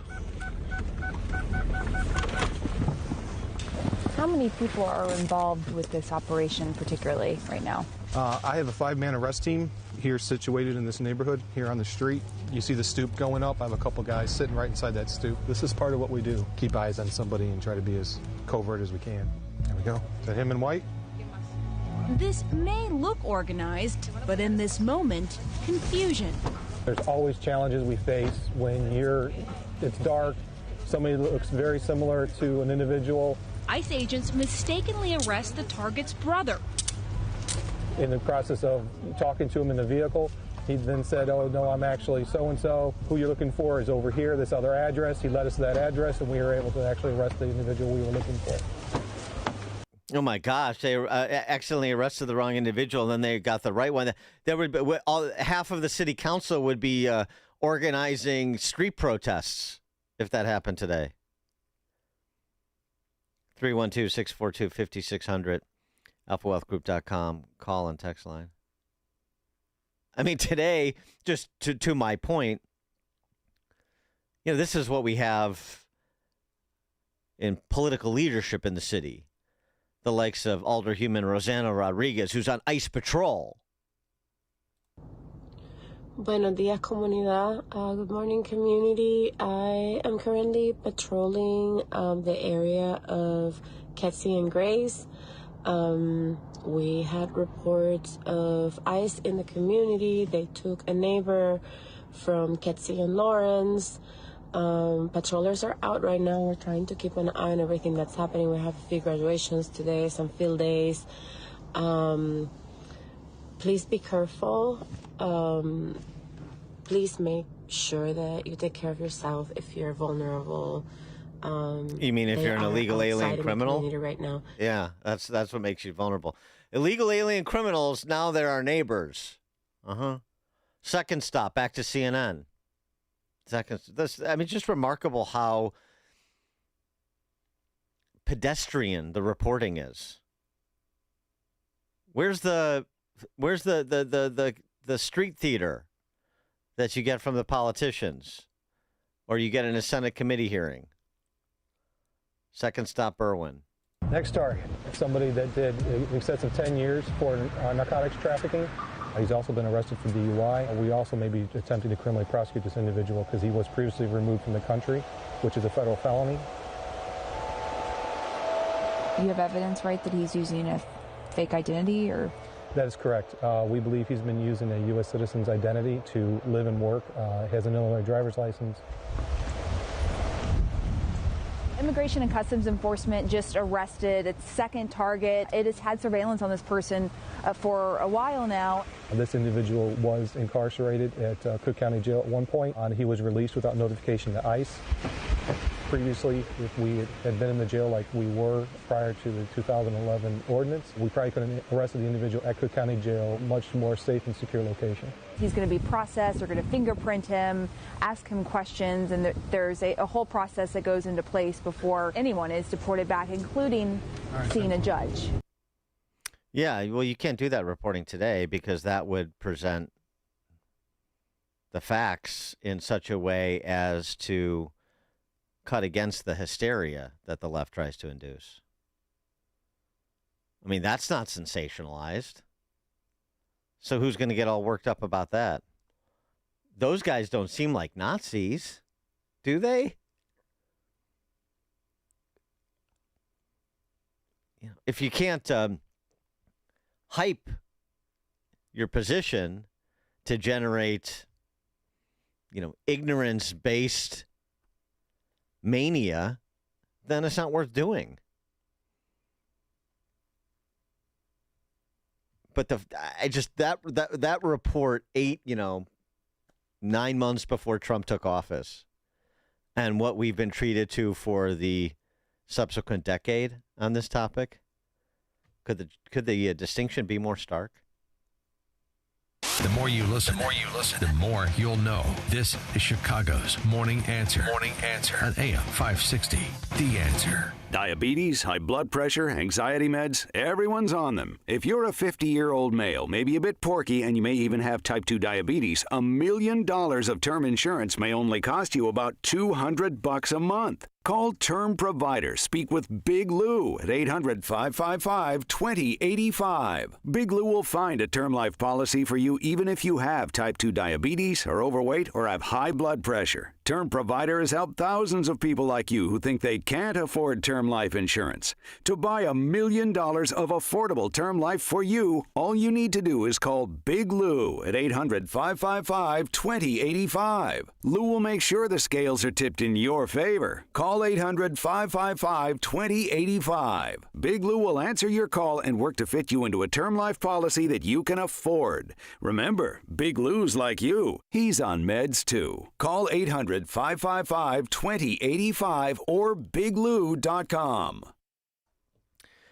Hey, if you're living with joint pain, listen up. Is your life filled with, I can't raise my arms, I can't climb stairs, I can't kneel down, I can't take a long walk or golf with the guys?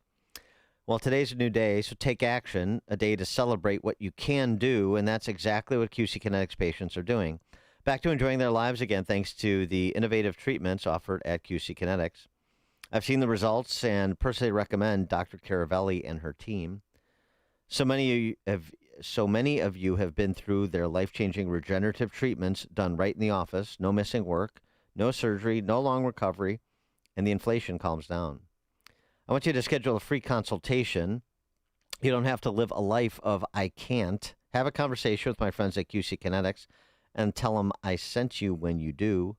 The treatments are natural, so don't watch summer pass you by again. Take action today by scheduling an appointment right now. Again, consultations are free. All you do is call 312-827-6261. Again, 312-827-6261.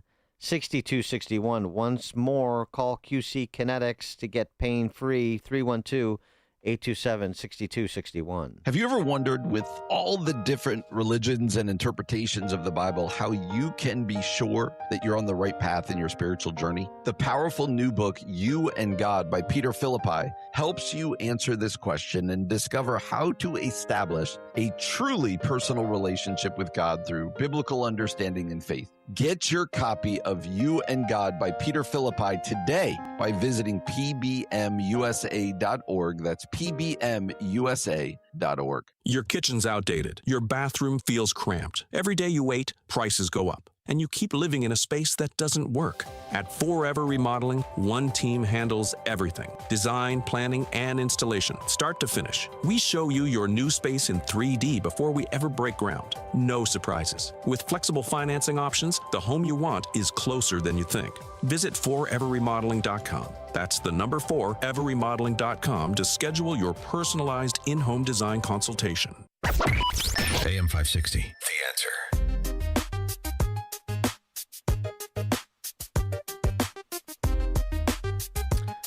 All right, coming up at 7:07, we're going to talk to James Fitzpatrick. He's an attorney and an Army veteran, director of the Center to Advance Security in America. We'll talk Iran. We'll talk the newly named acting DNI. We'll talk anti-weaponization fund with James Fitzpatrick at 7:07. It's now 7 o'clock on AM 560 WIND Chicago. He and Iran's supreme leader are getting along quite well. I'm Dave Anthony, Fox News. That's what President Trump says, adding the two of them will likely meet as talks continue, trying to work out a deal to end the Iran conflict, adding it'll be very good. The president also tells the New York Post's Pod Force One podcast he did have a tense call with Israel's Prime Minister Benjamin Netanyahu. I wouldn't say angry. I was a little bit perturbed. Over Israel's attacks on Hezbollah militants in Lebanon. You know, at some point I said, Bibi, we got to stop this. This is the U.S. and Iran battle again, leaving one person dead in Kuwait. The attack on the Kuwait airport passenger building came as part of back-and-forth attacks between the United States and Iran. The U.S. had fired a missile into the engine room of an oil tanker trying to breach the American blockade and targeted an Iranian military station on Qeshm Island in the Strait of Hormuz. Iran says it went after the U.S. Navy's 5th Fleet headquarters in Bahrain. We're told those missiles were intercepted. Fox's Jonathan Savage. They're still counting the votes in California, but so far, Republican Steve Hilton is in the lead in the primary for governor. We just need a governor and a government that helps people instead of constantly standing in their way when they want to follow their dreams. Democrats Javier Becerra and Tom Steyer, they're second and third right now. The top two will face off in the November election. In Los Angeles, Mayor Karen Bass came in first in her primary. I have devoted my entire life to serving the city that I love, where I was born, and I'm going to continue to do that. She may face reality star Spencer Pratt in November. He's now in second in the voting. A Grammy award-winning singer has died. That's one of Peabo Bryson's 3 top 10 hits. The other 2 are from Disney classic movies. He won a Grammy for that duet with Celine Dion and for A Whole New World from Aladdin. Peabo Bryson was 75, his death days after his family announced he'd suffered a stroke.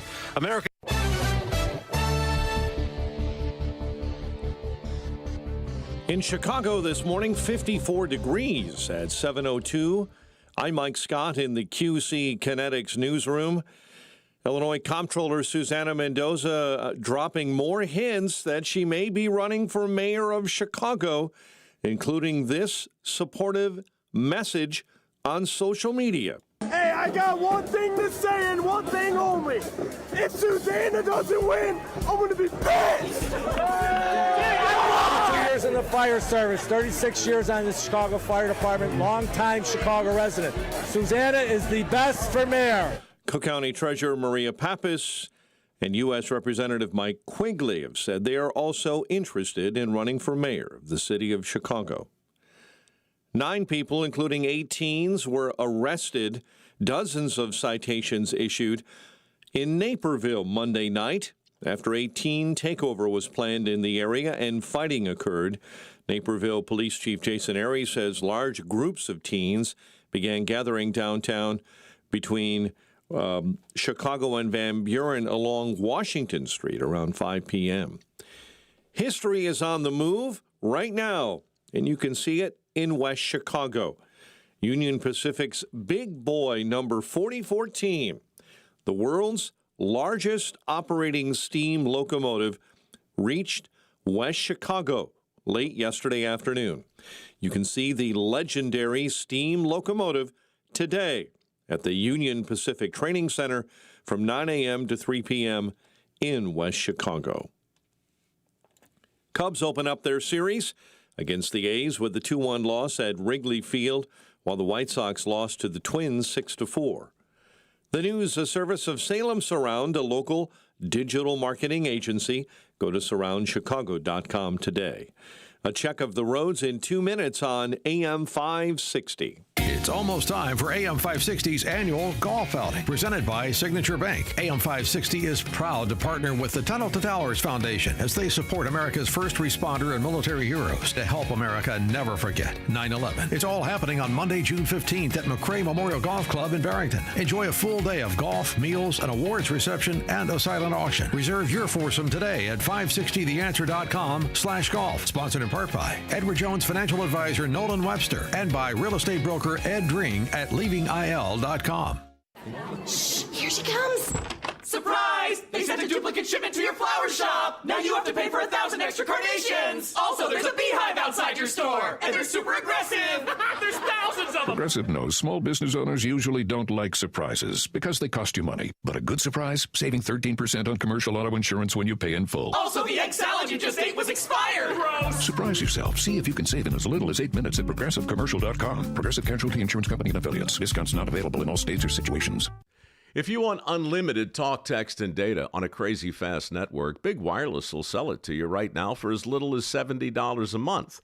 Or you can buy it from Pure Talk for half of that. I'm talking about unlimited talk, text, and unlimited data for just $34.99 a month. Stop paying the big guys twice what you need to. Dial pound 250, say my name. That's pound 250 micro to switch to Pure Talk, where the savings are truly unlimited. If stairs in your home are becoming difficult, there's a practical solution, and it doesn't have to come with pushy salespeople. Access provides dependable stair lifts designed to help you stay safely in the home you love. No gimmicks, no overselling, just honest guidance, quality equipment, and professional local installation. We'll explain your options, work within your budget, and let you decide what's right at your pace. For a straightforward, no pressure, free in-home consultation, call 630-616-6249 or visit allaboutaccess.com. When I started skiing, I didn't think about setting any records. When I won my first race, I didn't think about how many more I might win. So when I made it to the top of the world, it never crossed my mind to stop. Being the best isn't the same as being your best. There are no shortcuts to the top, so find the people who help get you there. I'm Michaela Schifrin, and that's what Team Stiefel means to me. If you're an advisor or an investor, choose Stiefel, where success meets success. Stiefel Nicholas and Company Incorporated, member SIPC and NYSE. Past performance is no indication of future results. Investing involves risk. Consult a financial advisor before making any investment decisions.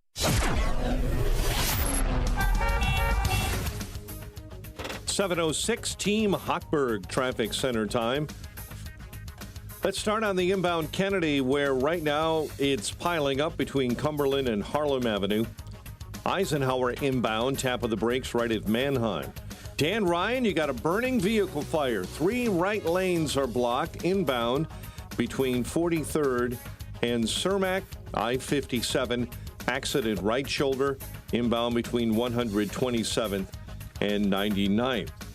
Traffic, a service of the AM 560 store.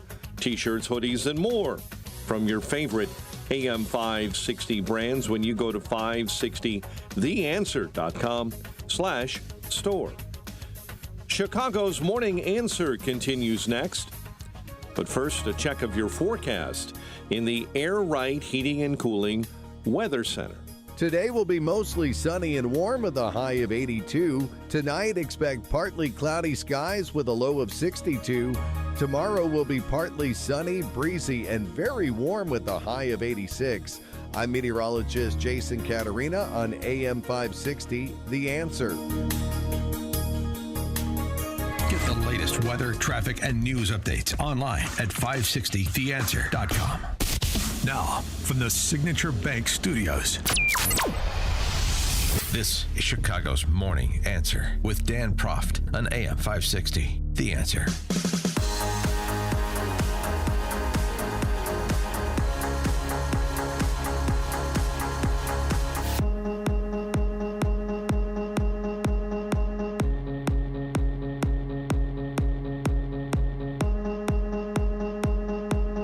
Top of the morning, Dan Proft here. So double-barreled action on the Hill yesterday when Mark Wayne Mullen, Homeland Security Secretary, was testifying before Senate Homeland Security Committee.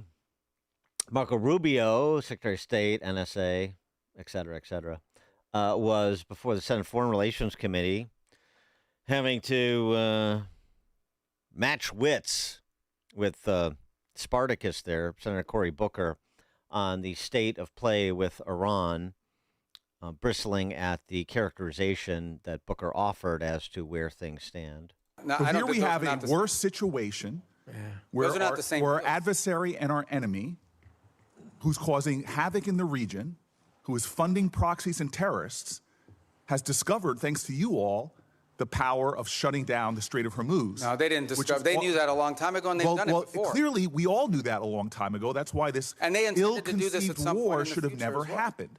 Yeah, but you have made our adversary in a stronger negotiating position. We are the strongest nation on the planet Earth, and we're in a stalemate with Iran. And now we're begging to get back into a deal that you all trashed in the first place. There's no one begging. I don't Clearly, know. this is a Senator shame. Senator Booker, your time's up. But Senator Rubio, since he's I do want to address some of these respond. points because they go to the heart of the matter. No one's begging for anything here. The Iranians might be begging because their economy's losing hundreds of millions of dollars a day. That they are losing. Understand, Iran had street protests going on before all of this started. All of those factors, economic factors in Iran, are far worse today than they were 6 months ago when those protests were happening. They have hyperinflation. Their currency's completely devalued. They're struggling to make payroll for their government workers. Iran is in a very serious situation. And if it was up to the political class there, and I understand everybody there is sort of radical in some way, but if it was up to the people that actually go to elections and wear the suits and you see on TV, they'd probably make a deal tomorrow. It's the issue they're facing is that the Supreme Leader and the IRGC Corps are a little bit more immune from those pressures until they can be convinced otherwise. And I think that's the direction that they're moving in, because the reality, I don't know where you're getting this perception that Iran is stronger. Iran has no navy left. They've lost a substantial percentage of their defense industrial base. That Iran has lost a substantial percentage of their missile launchers. And their economy is far worse today, and I mean far worse today, than it was 6 to 9 months ago. And they are looking at hundreds of billions of dollars of reconstruction costs just to get to where they were 6 months ago. Mr. Rubio, you keep telling us how we're winning this war. The president keeps saying, well, the war's over completely annihilated. The war is not over. And yet the American people see how we're losing at the pump and with their costs, and yet this thing still hasn't been resolved. Every day he tweets out, oh, we've obliterated them, we've annihilated them, they're going to surrender. But yet we still find ourselves spending billions of dollars a week Senator on Booker, a war abroad. You've gone way over. And I'm with Rubio until he said the war is over. I mean, I know what he's referencing, the hostilities, the military action, the kinetic action is over, but it may not be over. And that's not me saying it. That was the President of the United States intimating it at the cabinet meeting last week. On Truth Social, and the sit-down he did with his daughter-in-law over the weekend, right? If we can't get a deal that I want, then we'll have to reopen the strait, obtain the enriched uranium another way. Well, what would the other way be but force? So I know there's a lot of fanboyism with respect to Rubio in MAGA world, but the war is over, to me, is a problematic statement that he made. For more on this topic and others, please be joined by James Fitzpatrick, attorney, Army veteran, director of the Center to Advance Security in America. James Fitzpatrick, thanks for joining us. Appreciate it. Hey, thanks, Dan. Great to be here with you. Good to have you. Is the war over? No, I understand what the secretary meant by that. I think you summarized it well. I think he means that, the hostilities, the hot fighting is behind us for the moment. For the moment. I don't think they're necessarily contradicting each other, the president and the secretary there. I just think that, yes, fighting is now over and we're in the negotiating phase. If the meeting doesn't go well, of course you can go back to fighting. But as of right now, I think his statement is accurate. Yeah, but I mean, it's a little bit of. We were just talking about how Jill Biden is being too cute by half on her book tour. It feels a little too cute by half to me. First of all, I understand. Even the hostilities aren't over because you have Iran firing on a Kuwaiti airbase and us responding as recently as 48 hours ago. So, I mean, yeah, and that's fine. You can have hostilities and you can have concurrent with negotiations. Sure, you need to make sure that people understand your position, and sometimes that takes action to bring home the point. That doesn't bother me. It just bothers this like sort of characterization of how things are that is different than how things are.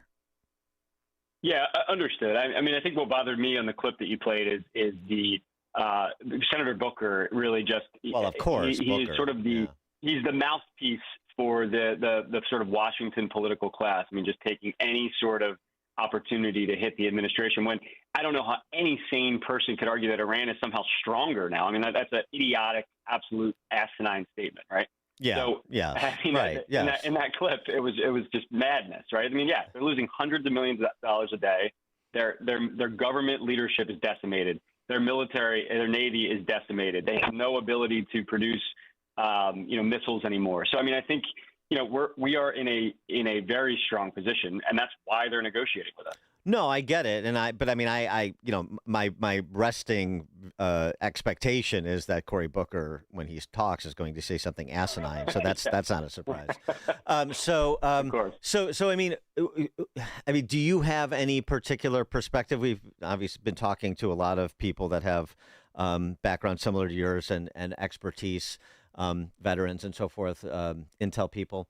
And, there's sort of a recurring theme, and I guess it's just a wait and see, which is that the Strait of Hormuz is only going to be opened by the Americans and only by force unless you get people you describe as lunatics. And Rubio is sort of going down that road when he was talking about the IRGC and the people that are actually in charge here. You get them to do something that you can't trust and specifically perform on some short-term timeline to consummate a deal. I mean, it just seems like that is highly unlikely, and they have to be put on a clock. Yeah, understood. I think, look, I think the Secretary Rubio said yesterday or maybe the day before about some of the guardrails we have with these negotiations. And I think there's a couple things. I think you may have mentioned them in the lead up. But, they have to commit to some specifics on exactly how they're going to dispose the highly enriched uranium that's still buried somewhere in their mountains, right? They need to commit to getting rid of it. How they do that, I think, is where we negotiate. Like, that's sort of the space of how we move forward. But they need to commit to getting rid of it. And then I think second is they need to negotiate. This is what Secretary Rubio said. They have to agree on either long-term limitations or just a total cancellation of their enrichment activity in order to move forward with the negotiations. It sounds like those are the two items that they need to get some sort of commitment from the IRGC on until these can really get into the move forward and actually coming towards a productive deal. I want to get your view on a couple of other topics, including the anti-weaponization fund that has now been sidelined, not necessarily permanently. That would take congressional action, I suppose. But Acting Attorney General Todd Blanche has essentially said it's not going to move forward. This after some Senate Republicans balked at it under pressure from the Wall Street Journal's editorial board, basically, and your reaction to it, because I mean, I get the arguments that some conservative legal thinkers like Andy McCarthy are making, but I just come down differently when you apply this in the context of real world events over the last decade and the realpolitik of where we stand today. But I wanted your view on whether or not you thought this was a judicious attempted play by Trump. Yes, I'm a Trump 2020 alumni. I know this very well. Many of my friends experienced this absolute weaponization lawfare from Jack Smith, from Merrick Garland, from Joe Biden. They tried to ruin people's lives with process. With the FBI coming to people's houses, and sometimes at all hours of the night, serving subpoena after subpoena on people, forcing them to hire lawyers and deal with this absolute garbage of a legal theory that they had. So I do think that the victims of that weaponization deserve to be compensated and made whole in some way. Look, I trust the administration will do that in some way. Maybe they're not able to move forward with this particular fund, but I think the president, who was obviously the one they were coming after the hardest, understands that, and he has resources, whereas many of these folks do not. And I think it was a gracious move by him in the settlement of his lawsuit to create this fund. But look, if it's not going to move forward, I understand, I get it, but it's unfortunate there are some on our side that don't see the value in it, because there's people's lives are really at least attempted to be ruined by this. Yeah, I think it's really sort of a haughty position that the Wall Street Journal took in its editorial. This is what they write in part. Trump could have considered his 2024 election victory as just compensation, or he could have followed the example of Citadel CEO Ken Griffin, who also sued over the leak of his tax details. And Griffin settled for a public apology plus assurances that the IRS has made substantial investments in data security to strengthen its safeguarding of taxpayer information. No money changed hands. Instead, Trump wanted to parlay the IRS's failure into a $1.8 billion fund to pay off MAGA friends, people who have no legal claim against the tax agency. First of all, Griffin is in a completely different position than Trump. Secondly, this isn't about Trump getting money. Obviously, this is a fund for other people. And third, It's consistent with it. Just in, making up my sort of view on it. It's consistent with what Trump has said, which turned out to be true, which is they're not coming after me, they're coming after you, and I'm standing in their way. And the other part I would say is that there are real world problems with accountability, not just in the federal government, the executive and the legislative branches, but also in the judicial branch. And we talked to a guy earlier this week that had nothing to do with J6, but got mistreated, according to the Supreme Court of the United States, by the Federal Trade Commission in his private business life. And then is now being mistreated by the Department of Justice, which started under Biden and persists under Trump. And he's got an Obama-appointed federal judge that is, frankly, making all kinds of very questionable rulings in a criminal matter. And so at some point, you have to say, if we can't remove politicians in robes and we can't hold anybody with sort of executive authority and these administrative agencies accountable, then it's going to fall to something like this, or the consequence is you're going to have a lot of people completely lose faith in the justice system, and that's much more damaging to the republic than than the characterization by the Wall Street Journal editorial board and some congressional Democrats as this being a slush fund. No, I agree with everything you said. I think that's spot on. There's a lot, but look, I think it's clear. I didn't read that Wall Street Journal piece, but from the part that you pointed out, it's clear that her has never anyone that's been victimized by the Biden, Jack Smith, Merrick Garland lawfare. I'm sure the author didn't have the FBI come to their door and serve subpoenas and force them to provide all sorts of testimony and hire lawyers and spend thousands and thousands of dollars, right? So, unless you've experienced that personally or know close friends that have, you have no right to comment on it as they are. Which it's just typical sort of elitist commentary. I think go ahead. Sorry. No, go ahead. Finish. Yeah. So, but the second part of what you had mentioned with the judicial warfare, I think, my organization, Center to Advance Security in America, has done various judicial complaints against some of these rogue judges like Judge Boasberg, but the process needs to be changed because, you file a judicial complaint, and the people who review the judicial complaints are the fellow judges, and it's difficult for them to punish their fellow judges, right? So there needs to be some sort of reform to that process, because some of these judges, I mean, look, Boasberg signed off on Arctic frost monitoring of United States, senators and congressmen of their phone records, simply because they're conservatives and they support the president. I mean, this is absolutely outrageous conduct that this judge engaged in. And in fact, there was documents that were released where he may have been meeting, behind closed doors with members of the government, planning their prosecution strategy on the president. I mean, this stuff is really outrageous what some of these judges do, and they need to be held accountable. Before we let you go, I also want to get your take on this interim appointment. It just seems it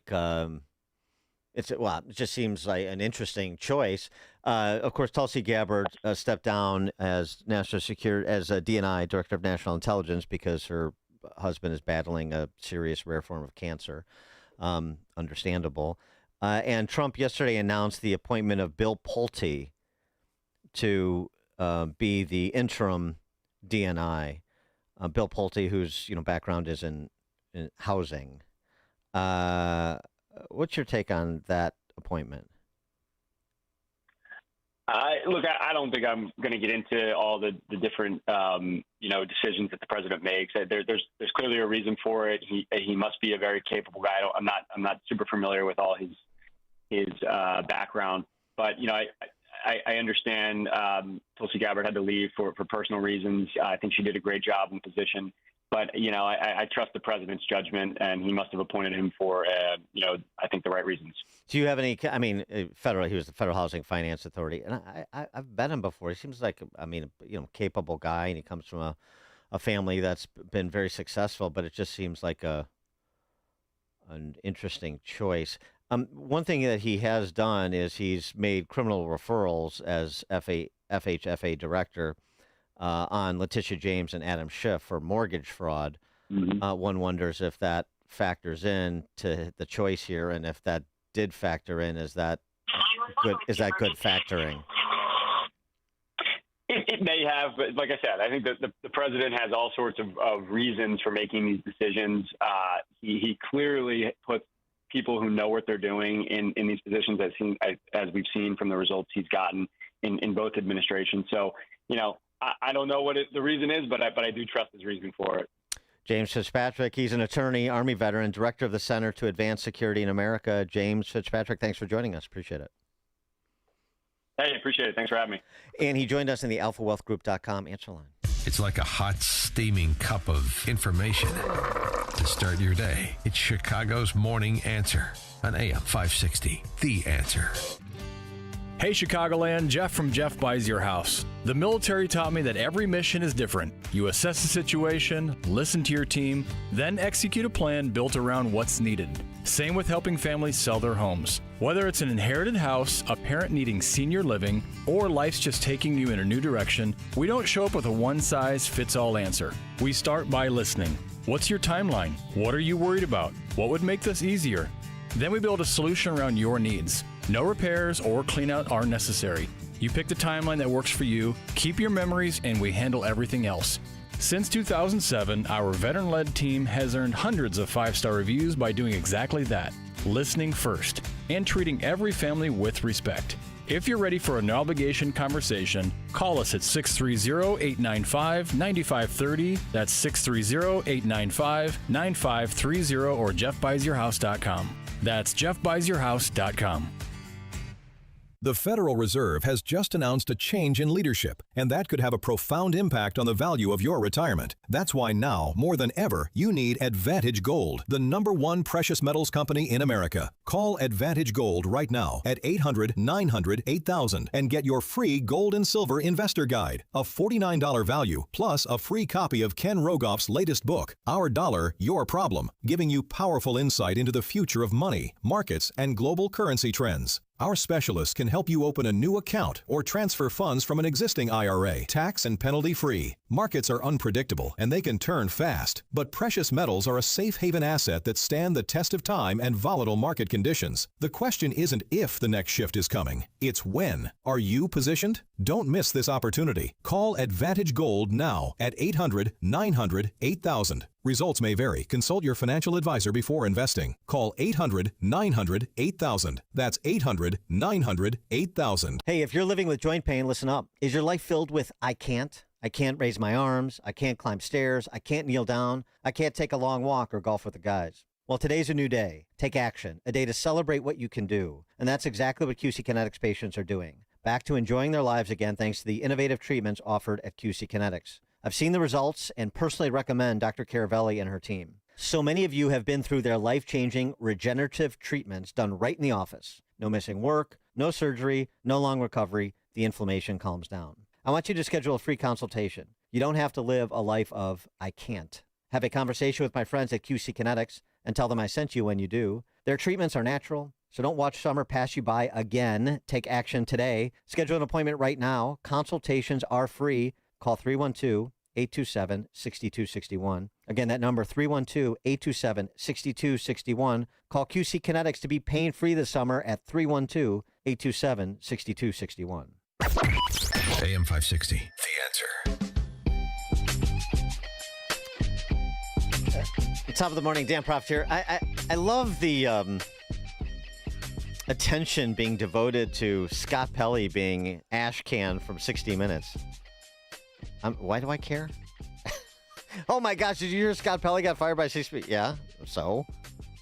And I mean, 10 minutes from now, nobody's going to remember or care. A seminal figure? Come on. This was Scott Pelley. I just decided rather than obsessing about the fight between him and Barry Weiss and the new producer and the letter that was... I mean, all this like palace intrigue over at CBS News. Who cares? What is Scott Pelley irreplaceable or something? Are you serious? I don't care about this guy. Here was his commencement address. I mean, of course, this is like that. We place such importance on people who are only self-important, not actually important. The difference? Scott Pelley was invited to give the commencement address at Wake Forest University last year. This is just last year. Wake Forest, make better choices. But in this morning, our sacred rule of law is under attack. Journalism is under attack. Universities are under attack. Freedom of speech is under attack. And insidious fear is reaching through our schools, our businesses, our homes, and into our private thoughts. The fear to speak. In America. America. Breathlessly. Power can rewrite history with grotesque, false narratives. That's what you do. They can make criminals heroes and heroes criminals. Nice parallel. Power can change the definition of the words we use to describe reality. Diversity is now described as illegal. Equity is to be shunned. Inclusion is a dirty word. This is an old playbook, my friends. My friends. There's nothing new in this. And scene. Wonderful, wonderful. Well, let's take it from the top one more time, Scott. Well, wonderful. Love what you're doing there. Please. Oh, words can be changed to distort reality. Uh-huh. You mean like when we call women our neighbors with a uterus, buddy? You and your DEI friends? Give me a break. Bye, Scott Pelley. We won't miss you. Coming up 7:37, we'll talk dollars and cents with Stephen Moore. Now we check the headlines with Mike Scott. 55 degrees. We have sunshine this morning in the QC Kinetics newsroom. Votes are still being tabulated. About 35% of them from many of the races held in 6 states on Tuesday. One of the more closely watched contests, California's race for governor, where Steve Hilton is in the lead over Javier Becerra. And Hilton says change is coming. Whether you voted for me or not, I am here for you, for every single one of you. Spencer Pratt appears headed for a runoff election with Los Angeles Mayor Karen Bass. I'm going to continue to work hard, learn everything I need to learn, build my teams, show all the experience I'm going to surround myself with, because that's a concern people have. Oh, he has no experience. I'm going to build that experience around. Bass has been criticized for her handling of the L.A. wildfires. Pratt lost his home in last year's fires and has gained momentum with plain speaking and AI-generated music videos. Hostilities continue to flare in the Middle East as Iran launches new attacks on Kuwait and Bahrain. Speaking on the New York Post Pod Force One podcast, President Trump signaled he was against deployment of American troops to Iran. We don't need boots on the ground now. Well, we did it. We wiped out much of their military with just bombing. We didn't put anybody on the ground. You don't want to do that. You're so far away. You don't want to do that if you can avoid it. The president stating a potential peace deal with Iran is possible. 9, including 8 teens, were arrested. Dozens of citations issued Monday night in Naperville after a reported teen takeover was planned in the area. Several cars were damaged after debris fell off a pickup truck on the Edens Expressway this morning. IDOT says it happened in the northbound lanes of the Edens near Touhy Avenue.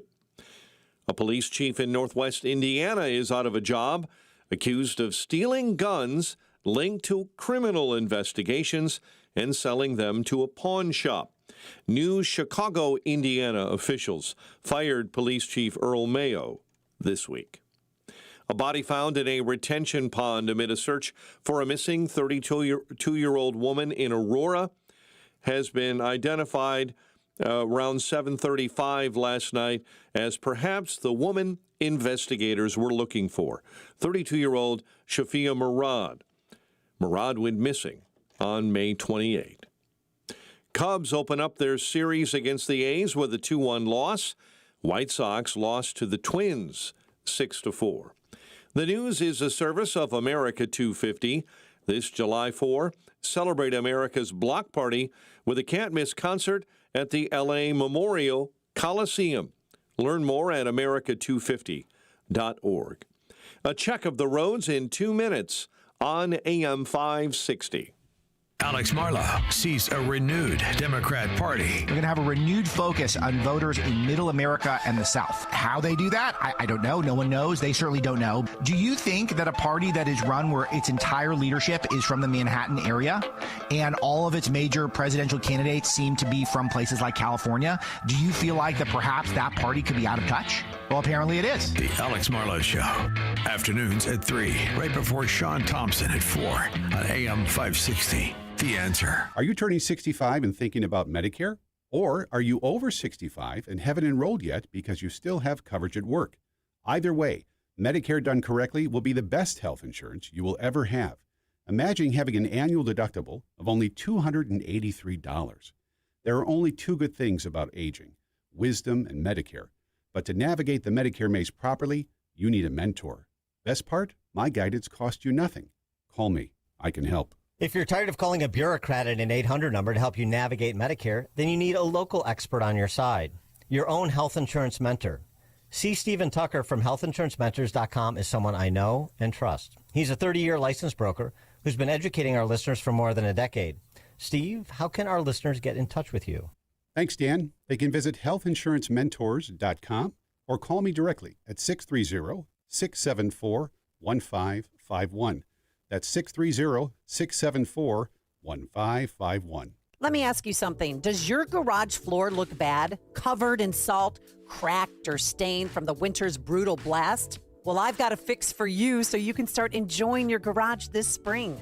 Contact my good friends at Level 10 Coatings. Level 10 brought my garage floor from dirty and gross to showroom, shiny new in just one day. Level 10 Coatings can do the same for you. A quick and easy fix, permanent durable solution. Guaranteed to never chip or peel. Get it done now so you can enjoy your garage this spring and summer. Schedule your free quote today and mention me, Amy, for $500 off. Visit level10coatings.com. That's level, the number 10, coatings.com. Level10coatings.com or call 855-510-2628. Again, that's 855-510-2628. Level 10 Coatings, your premier concrete coating experts. Amazon Business. With smart business buying, innovative AI tools optimize your purchasing experience paired with delivery options built for business. Learn more at amazonbusiness.com. 7:38. Team Hochberg Traffic Center time, a service of the daily podcast of Chicago's Morning Answer and the Sean Thompson Show. Subscribe free, 560theanswer.com/podcast. Multi-vehicle accident reported at Route 126 and County Line Road in Plainfield. South Side, car into a light pole, 77th and Yale. Roadwork delays, northbound 53 between the Ike and Northwest Highway, and delays on DuSable Lakeshore Drive showing up northbound right at Foster. Chicago's Morning Answer continues next. But first, in our Air Right Heating and Cooling Traffic Center, your forecast: sunny and warm today, a high near 83, a partly cloudy low of 63 overnight. Get the latest weather, traffic, and news updates online at 560theanswer.com. Now, from the Signature Bank Studios. Only the biggest stories, only the biggest guests, and only the biggest opinions. This is AM 560, The Answer.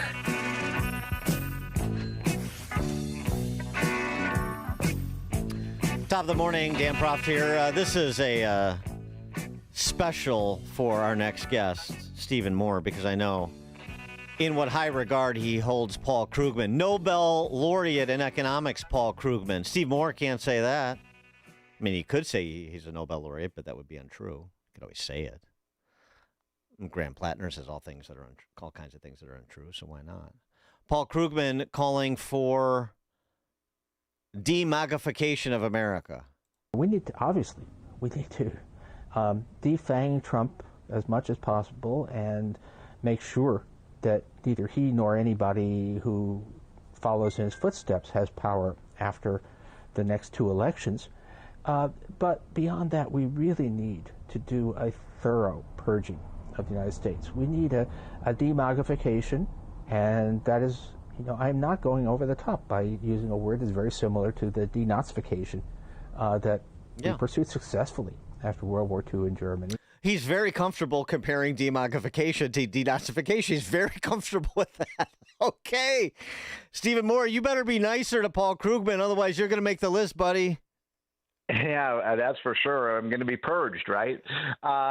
And by the way, this is just a week of good news because now, Bernie Sanders is going to take over 50% of the technology industry, and that'll make it a real home run for investors. Can you imagine investing in a company run by Bernie Sanders? He wants the government to take a 50% stake in all AI companies. Stake. Yeah, which means that he wants to have the government to basically own the company. Incidentally, just in time for that Anthropic IPO too. Good timing on his part. Yeah, exactly, and also SpaceX and so on. So here's the thing: if you want the government to own 50% of American corporations, guess what, folks? They almost already do. So we already have counting state and local, we have close to a 30% corporate tax. That means the government gets 30% of the shares, right? Because they get 30% of the profits. And then you have on top of that a dividend tax, a capital gains tax, an income tax, and you add up all these. And we almost, in America, do have 50% ownership of American companies. So now we're going to have like 75, 80% of the ownership being run by the government. It's obviously a dim-witted idea, but this is the kind of deep thinking we're getting out of the Paul Krugmans of the world. Incidentally, it's an interesting time for Paul Krugman to be really attacking Trump's policies, because in just the last month, the economy's really picked up in a big way. I mean, we're seeing obviously all-time highs in the NASDAQ, the S&P 500, and the Dow. We're seeing record amounts of investment by American businesses. The labor market is picking up. Jobs availability is increasing, and inflation is going to start to come down. I know people are still angry about what it costs to buy a steak or a hamburger these days, or fill up a tank, but we're starting to see even improvement on the inflation numbers. So I'm feeling pretty good about the economy right now. If only Paul Krugman was limiting his criticism to Trump's policies, that would be one thing. Talking about demogification and directly comparing it to denazification, boy, that's real. I mean, he's not the first one to do it, but I mean, for somebody. Well, what they're going to do, Yes. you don't understand the plan here. Yeah, they're going to put people I think I do. me and you in re-education camps. Yes. Yeah. No, I mean, and by the way, Dan, you're going to be at the very top of that list. It's not as funny as you're making it out to be, though. That's my only concern. That's not going to be the good time you may think it is. So, I mean, with respect to the economy, other than particularly gas prices, in the context of the affordability, but gas prices right now because it implicates the war in the Middle East. What are there? You're talking about sort of all the good news. Is there anything? Is there any gathering storm that you see? Is there anything that you're particularly concerned about in the short term? Yeah, sure. I mean, first of all, I'm concerned about the big revolt against the technology industry and AI and data centers. It's happening all over the country. Yeah. Even a lot of my friends on the right are, oh, no, we can't have data centers. We can't electric power plants. We can't have nuclear power. In other words, this could really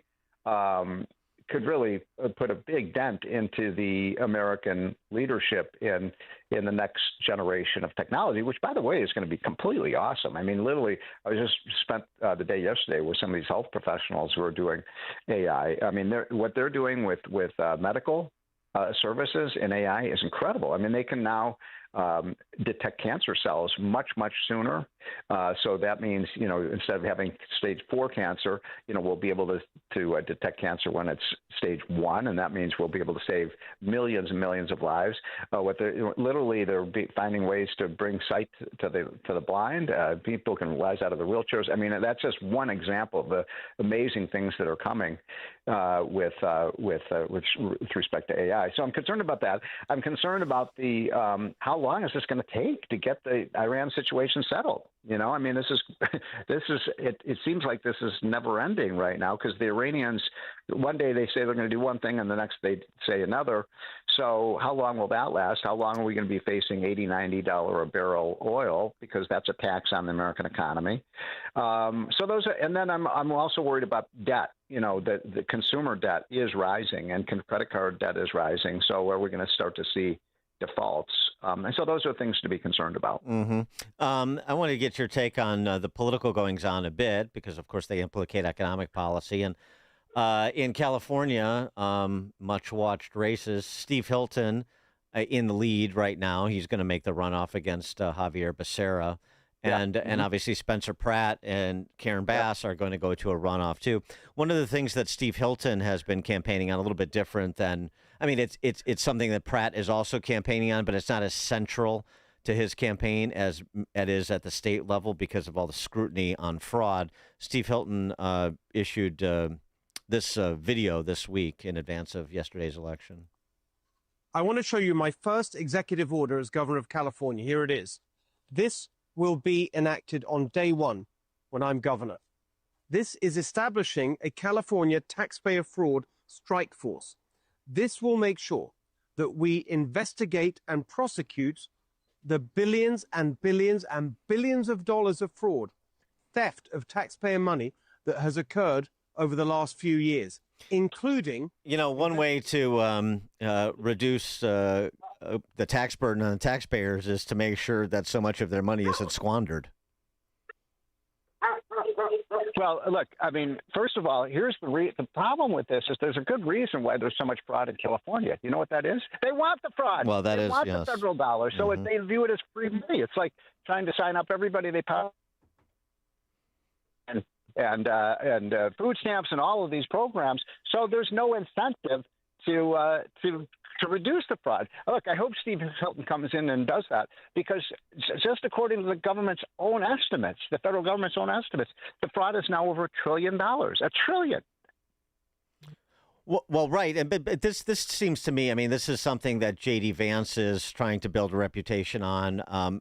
You have some governors and gubernatorial candidates doing it, but it seems like this is the opportunity. I keep beating this drum for the Republican Party not only to champion these task forces, these investigations, the independent journalists that are doing the investigations, but also use this as the leverage to have a larger conversation about entitlement reform writ large.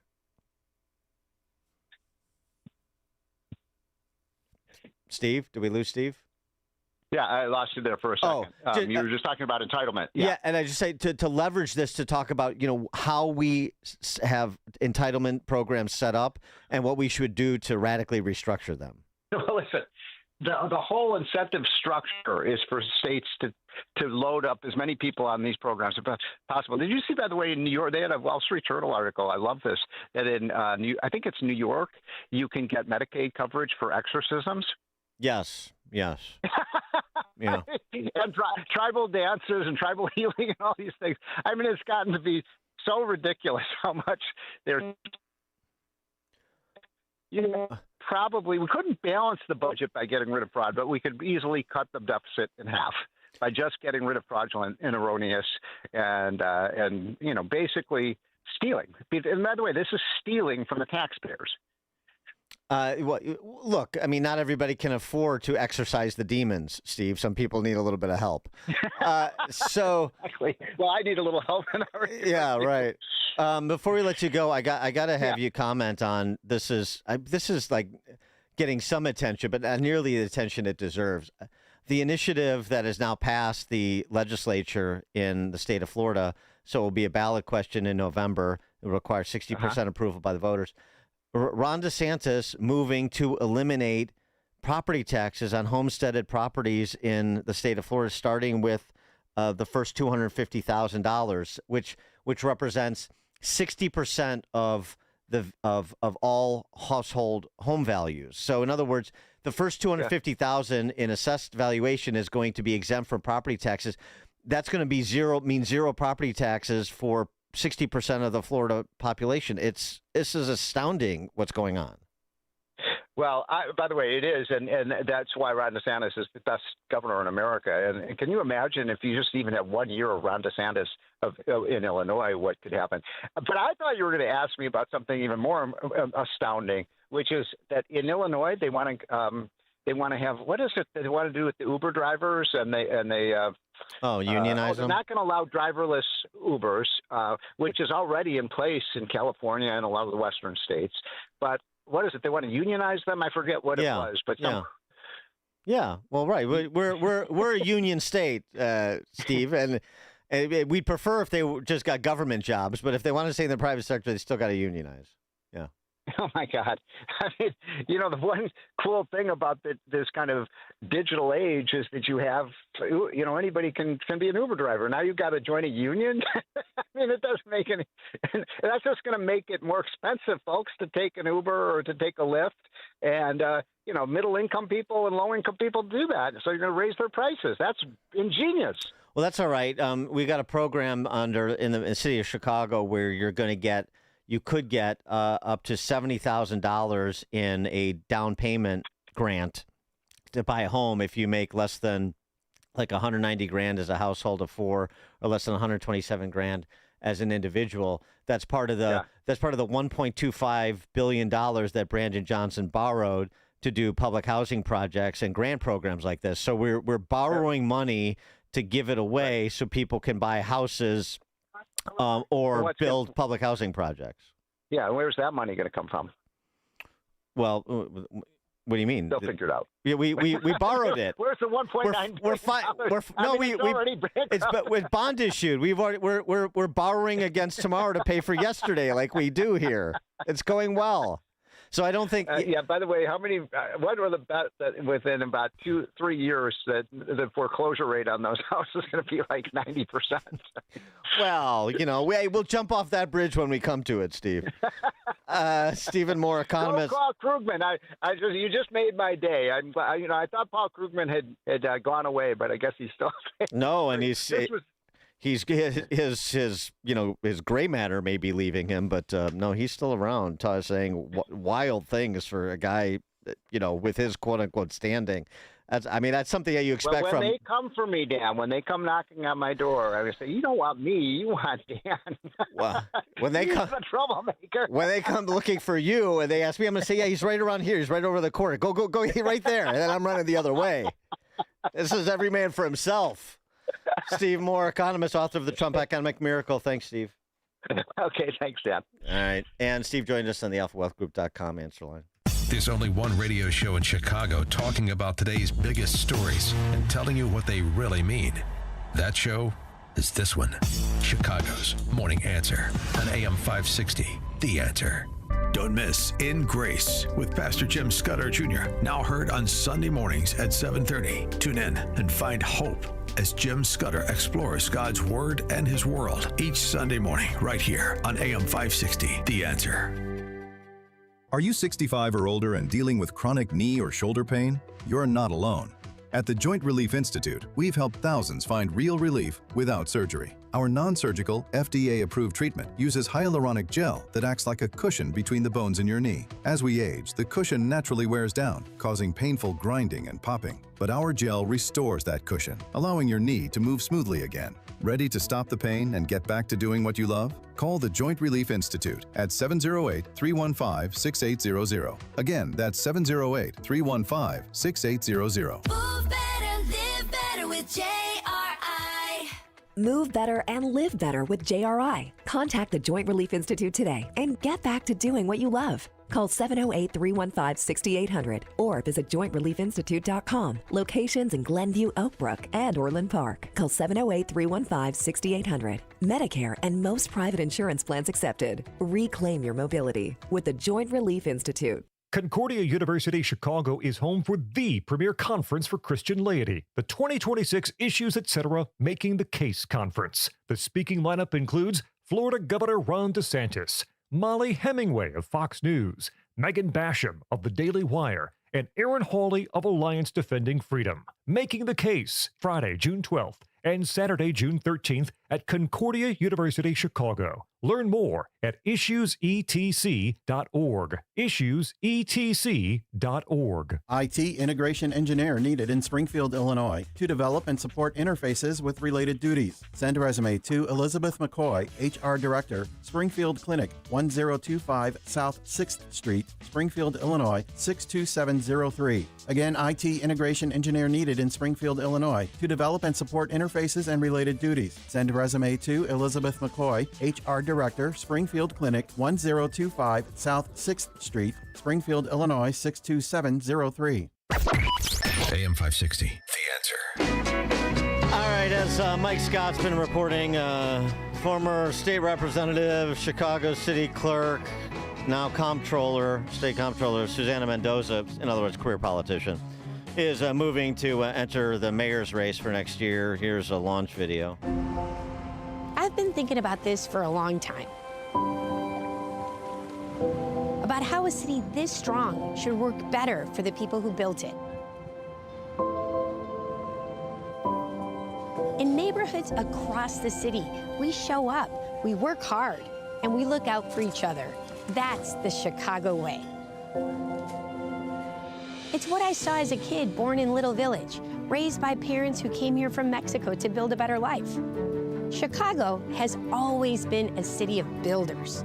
Builders of businesses, of families, of futures. Every neighborhood in this city carries its own story. But no matter where we come from, we all want the same things. We deserve more spaces to enjoy ourselves outside. We need more programs for young adults to go to after school, on the weekends, not just my children, but for all teenagers. Here in the city, we have many amenities that we love and resources that we use. And if we don't get our financial house in order, we're not going to be able to have those things for future generations. We need more action than talk so that we can see our community grow. Too many people feel abandoned by City Hall. Families are being squeezed by rising rents, higher fees, and property taxes. Communities don't feel safe. Small businesses are fighting to survive. We're tired of paying for big promises that are never kept. Chicago deserves more than promises. It deserves progress. I've spent my career taking on huge problems and fixing them. As a state legislator, I passed a school breakfast bill. As city clerk, I modernized city stickers, getting rid of the hours-long lines at City Hall. And as controller, I eliminated the state's backlog of billions in unpaid bills, increased transparency and accountability, Come on, this is earned punishing. credit upgrades for the first time in decades, and restored stability without sticking working families with the bill. I believe government should answer to the people it serves, not political insiders or special interests. Okay, I'm Because tapping out. I can't take anymore. It's so banal. It is so anodyne. It is such the work product of somebody who's been on the inside for 25 years. So she may be the most sensible candidate when the field is formed. She may be. She says sensible things on law enforcement. She's pro-school choice. She has some attributes, but she's also an insider that suffers from insider myopia. And she needs to get out and, I don't know, read some books or go to a play or something, because you're surrounded by people who all say the same anodyne nonsense. They talk like refrigerator magnets or novelty T-shirts. Good Lord, is that boring. So if you're looking for her to be some sort of Spencer Pratt, lead the revolt change agent, that's not, certainly that's not indicated by that offering. Well, the search continues. It's now 8 o'clock at AM 560 WIND Chicago. President Trump wants to meet with Iran's supreme leader. I'm Dave Anthony, Fox News. Mojtaba Khamenei was wounded in the first strikes in this conflict that killed his father, Iran's previous supreme leader. And as talks continue trying to work out a deal, the president tells the New York Post's Pod Force One podcast. He is giving approval because that's the way it has been for a long, long time. His father and then him, I guess it's a succession. But we seem to be getting along quite well. The president also confirms he did have a tense call with Israel's prime minister over the continued Israeli attacks on Hezbollah and Lebanon, saying at some point that must stop. Hezbollah fired more rockets into Israel today. And as Fox's Trey Inkst reports from Tel Aviv, the U.S. and Iran have fought again. Iran attacked Kuwait and Bahrain with missiles and drones. At least one person was killed and more than 60 wounded, in addition to significant damage caused to the international airport in Kuwait. Iran also fired other missiles at Kuwait and Bahrain that were shot down, retaliating for a U.S. attack on an island in the Strait of Hormuz. CENTCOM confirmed striking an Iranian military ground control station on the island and described the targeting as defensive in nature. Before that, U.S. forces also disabled an unladen oil tanker that was attempting to sail toward an Iranian port. Now, they've been counting primary votes in 6 states. In California, Trump-backed Republican Steve Hilton is in the lead in the race for governor. Democrat Javier Becerra is in second so far. There are lots of ballots left to be counted.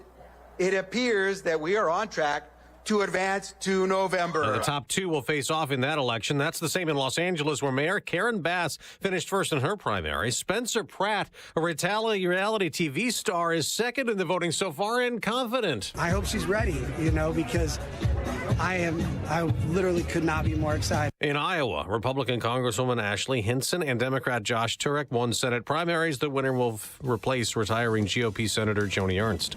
America's listening to 60 degrees, sunshine at 8:02. I'm Mike Scott in the QC Kinetics newsroom. As you heard from Dan, Illinois Comptroller Susana Mendoza announcing she will run again for mayor of Chicago in next year's election. She has been dropping hints all week, including supportive messages from residents posted on her X account. Hey, I got one thing to say and one thing only. If Susanna doesn't win, I'm going to be pissed. 2 years in the fire service, 36 years on the Chicago Fire Department, longtime Chicago resident. Susanna is the best for mayor. Run Susanna for mayor! Cook County Treasurer Maria Pappas and U.S. Representative Mike Quigley have also said they are interested in running for mayor. 9, including 8 teens, were arrested. Dozens of citations were issued in Naperville Monday night after a reported teen takeover was planned in the area and fighting occurred. Naperville Police Chief Jason Airy says large groups of teens began gathering around 5 p.m. along the Washington Street corridor. Cubs open up their series against the A's with a 2-1 loss at Wrigley, while the White Sox surrendered 4 in the 4th inning in a 6-4 loss to the Twins. The news is a service of the daily podcast of Chicago's Morning Answer and The Sean Thompson Show. Hear both shows, limited commercials, subscribe free at 560theanswer.com/podcast. Time now for the AM 560 Business Beat, a service of Signature Bank. I'm Charles Payne, and this is the Fox Business Report. The major averages closed at records again yesterday, but stock futures are mixed this morning, and crude oil prices have nudged higher as investors monitor developments in the Iran conflict. Investors are also looking at the U.S. proposing new tariffs, at least 10% on dozens of partners. The U.S. is citing their alleged failure to address forced labor concerns. The tariffs aim to replace those struck down by the U.S. Supreme Court. GameStop is reporting an upbeat quarter. It was helped by its collectibles business. Overall sales were up 14% in the period. GameStop offered to buy eBay for $56 billion in stock and cash during the quarter, though eBay called the takeover proposal neither credible nor attractive.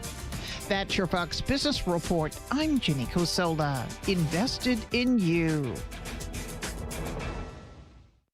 The Sean Thompson Show. I don't care what they are.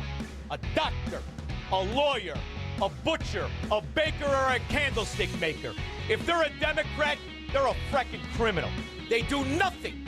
Good for nothing. They cannot tell the truth. They pretend to be what exactly? Anything other than what they are. The greatest political mafia this country's ever seen. The Sean Thompson Show, weekday afternoons at 4 on AM 560. The Answer. Platform safety is so important in your industrial facility. You need to keep personnel safe and meet OSHA requirements. Experience one problem with your platforms, and you could be facing costly fines or worse. Vans Industrial helps you meet OSHA standards to keep your employees safe.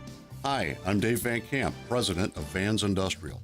As a metal fabricator, I know the importance of keeping your workplace safe. Vans Industrial is a specialty contractor, uniquely equipped to design, fabricate, and install safety equipment including steel catwalks, handrails, stairways, and ladders. Our team of union building trades mechanics can inspect existing systems, engineer solutions, fabricate quality steel products, and install it all, creating a safer workplace environment. Call 833-VANS-IND for a free inspection of your building. See what else they can do for you. Visit vansindustrial.com. That's VANS Industrial.com. Quality craftsmanship since 1964. Each morning, the newsmakers and the newsbreakers shaping today's conversation are heard on the AlphaWealthGroup.com answer line on Chicago's Morning Answer. When you need answers about what's happening in your world, you turn to AM 560 The Answer. And when you need answers about how to prepare for and protect your retirement, you turn to the Alpha Wealth Group, now the proud sponsor of the AM 560 Answer line, right here on Chicago's source for news, opinion, and insight. AM 560 The Answer. Take the journey of living a happy, successful, and meaningful life through God. Listen to It's Time with Dan Lights, Sunday mornings at 9 on our sister station, AM 1160. Hope for your life. Here's a tale of Becky. Didn't know what to do with new meds prescribed and no real cost clue. She squinted at prices, that can't be right. Then tapped GoodRx and saw the light. She can get a deal, book telehealth if she feels. Learn about those meds without any stress. That one little app does all the rest. Even my horse downloaded it. Dang, saved time and money on prescriptions. Check GoodRx. GoodRx is not insurance.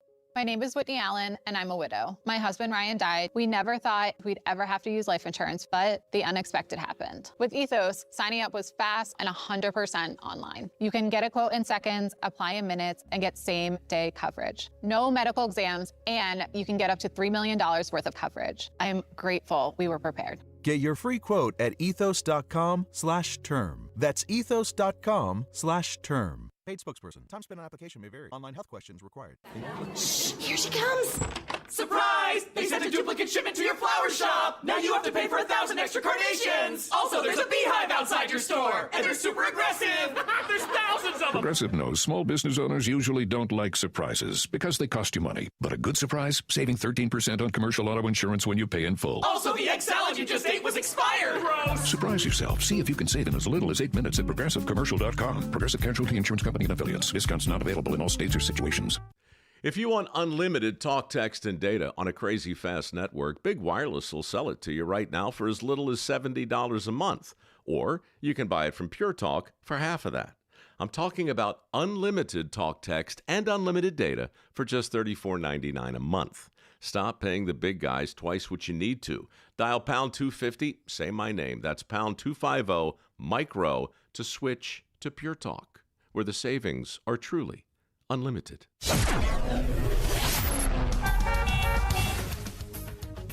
8:09, Team Hochberg Traffic Center time, a service of Steiner Homes. Building homes is more than a business, it's a calling. Family owned and dedicated to building custom homes with care, integrity, and craftsmanship you can trust. Visit SteinerHomesLTD.com. Steiner Homes, love where you live. Stop and go traffic on the Dan Ryan. 3 right lanes are blocked due to an earlier car fire inbound between 43rd and Cermak. On the Reagan I-88, you're jammed up eastbound between Highland and the Tri-State, and roadwork delays adding up to big problems on the Ike, actually on Route 53 from the Ike all the way up to Northwest Highway. Chicago's Morning Answer continues next, but first, a check of your forecast in the Air Right Heating and Cooling Traffic Center. Today will be mostly sunny and warm with a high of 82. Tonight, expect partly cloudy skies with a low of 62. Tomorrow will be partly sunny, breezy, and very warm, reaching a high of 86. On Friday, there will be some sun initially, followed by increasing clouds. It will remain warm and more humid with a chance of a thunderstorm in the area, mainly later in the day with a high of 86. I'm meteorologist Jason Caterina on AM 560, The Answer. Get the latest weather, traffic, and news updates online at 560theanswer.com. Now, from the Signature Bank Studios,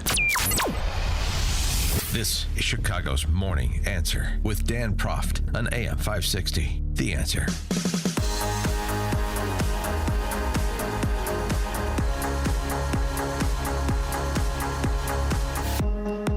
Top of the morning, Dan Proft here.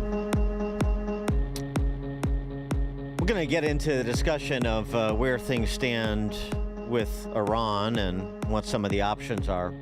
But since there was that contretemps between Trump and Bibi over ceasefire, Trump earlier in the week none too happy with Bibi for launching strikes against Hezbollah terrorists in Lebanon.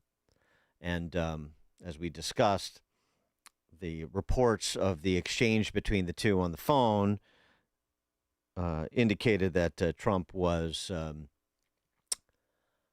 quite distressed to the point of using profanity and, basically saying to Bibi, like, look, you fly in formation, you would be in prison if it wasn't for me, words to that effect, reportedly.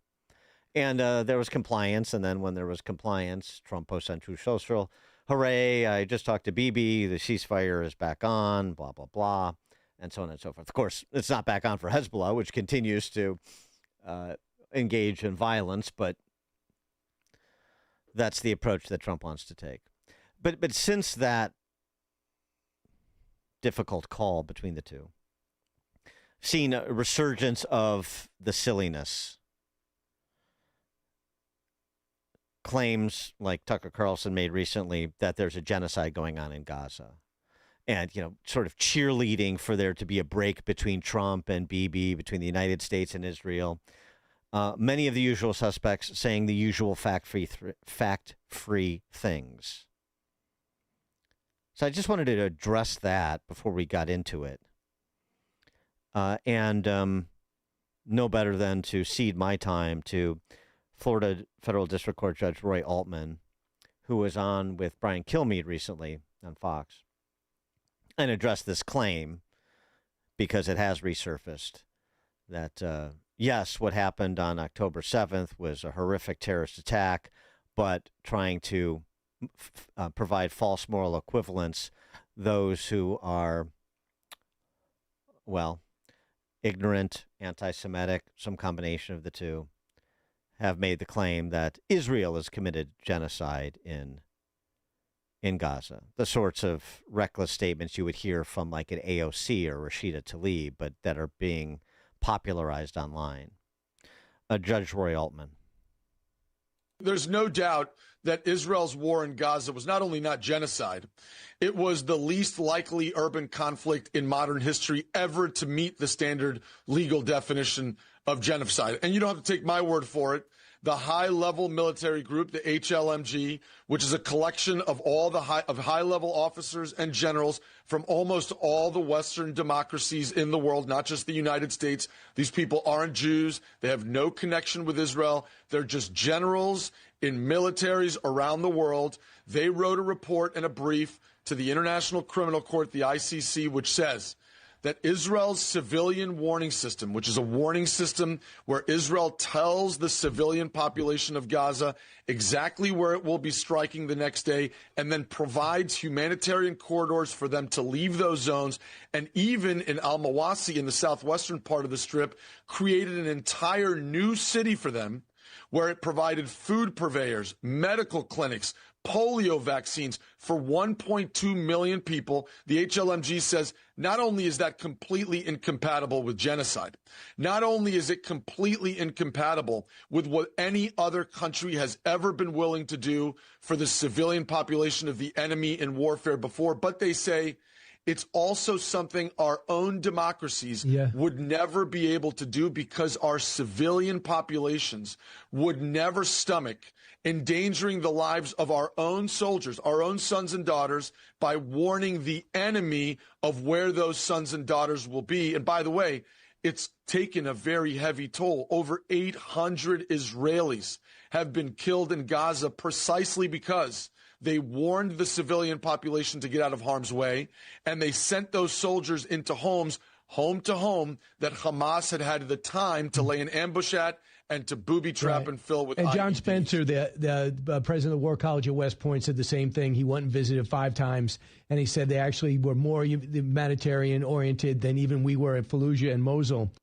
So if you want to make the claim of genocide, you go ahead and make that claim, but do so on the merits. Respond to what Judge Altman said. Respond to what John Spencer from West Point said and saw and witnessed on the merits. See how well you do. And I don't care if you're Tucker Carlson or you're just some crank online.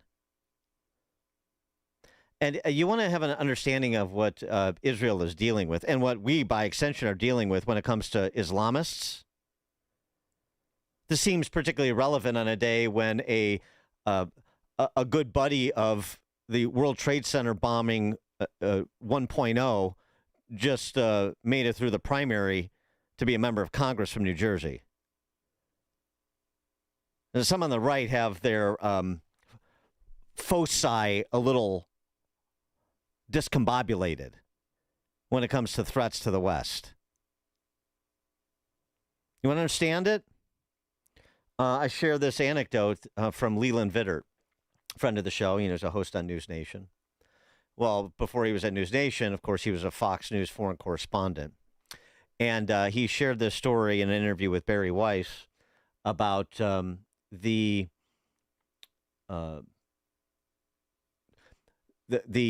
experience he had that led him to an understanding of the region.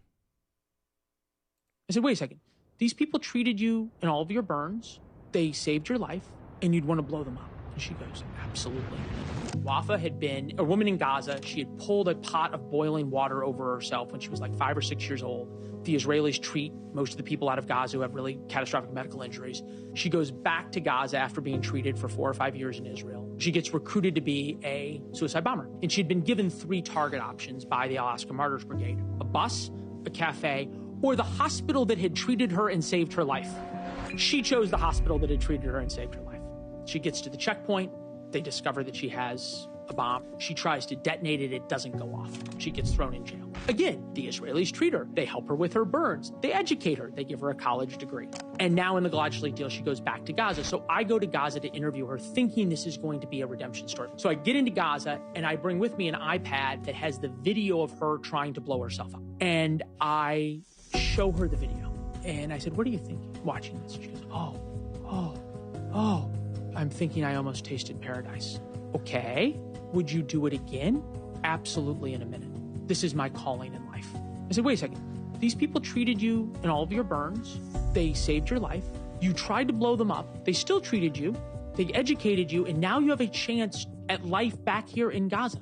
And you'd want to blow them up. And she goes, absolutely. And that's when my mind was made up about the moral clarity of the Israeli-Palestinian debate. For more on this and other matters, Ruthie Bloom joins us.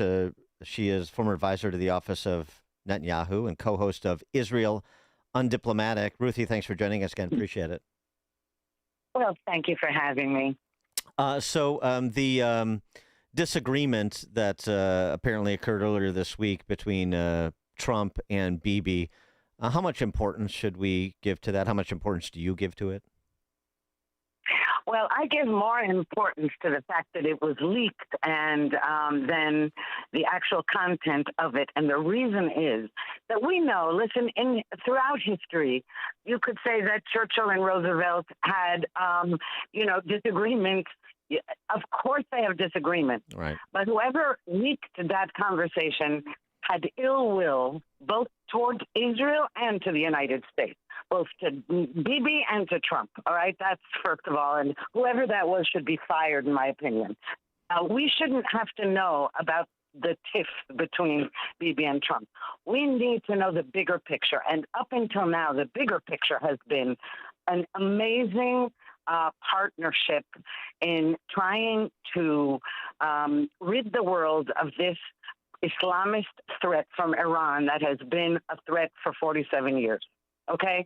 And President Trump is the one who has been saying that all along about ridding them of their nuclear capabilities, and Netanyahu as well for decades has been warning about that. And of course, there are proxies over across the region, and that regime has got to go. Now, it's true that President Trump never said that regime change was one of his goals of war.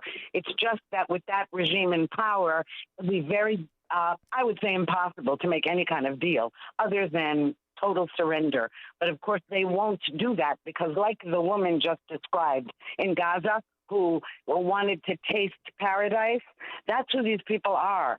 And therefore, no, you cannot make a deal. The West cannot make a deal with forces like that.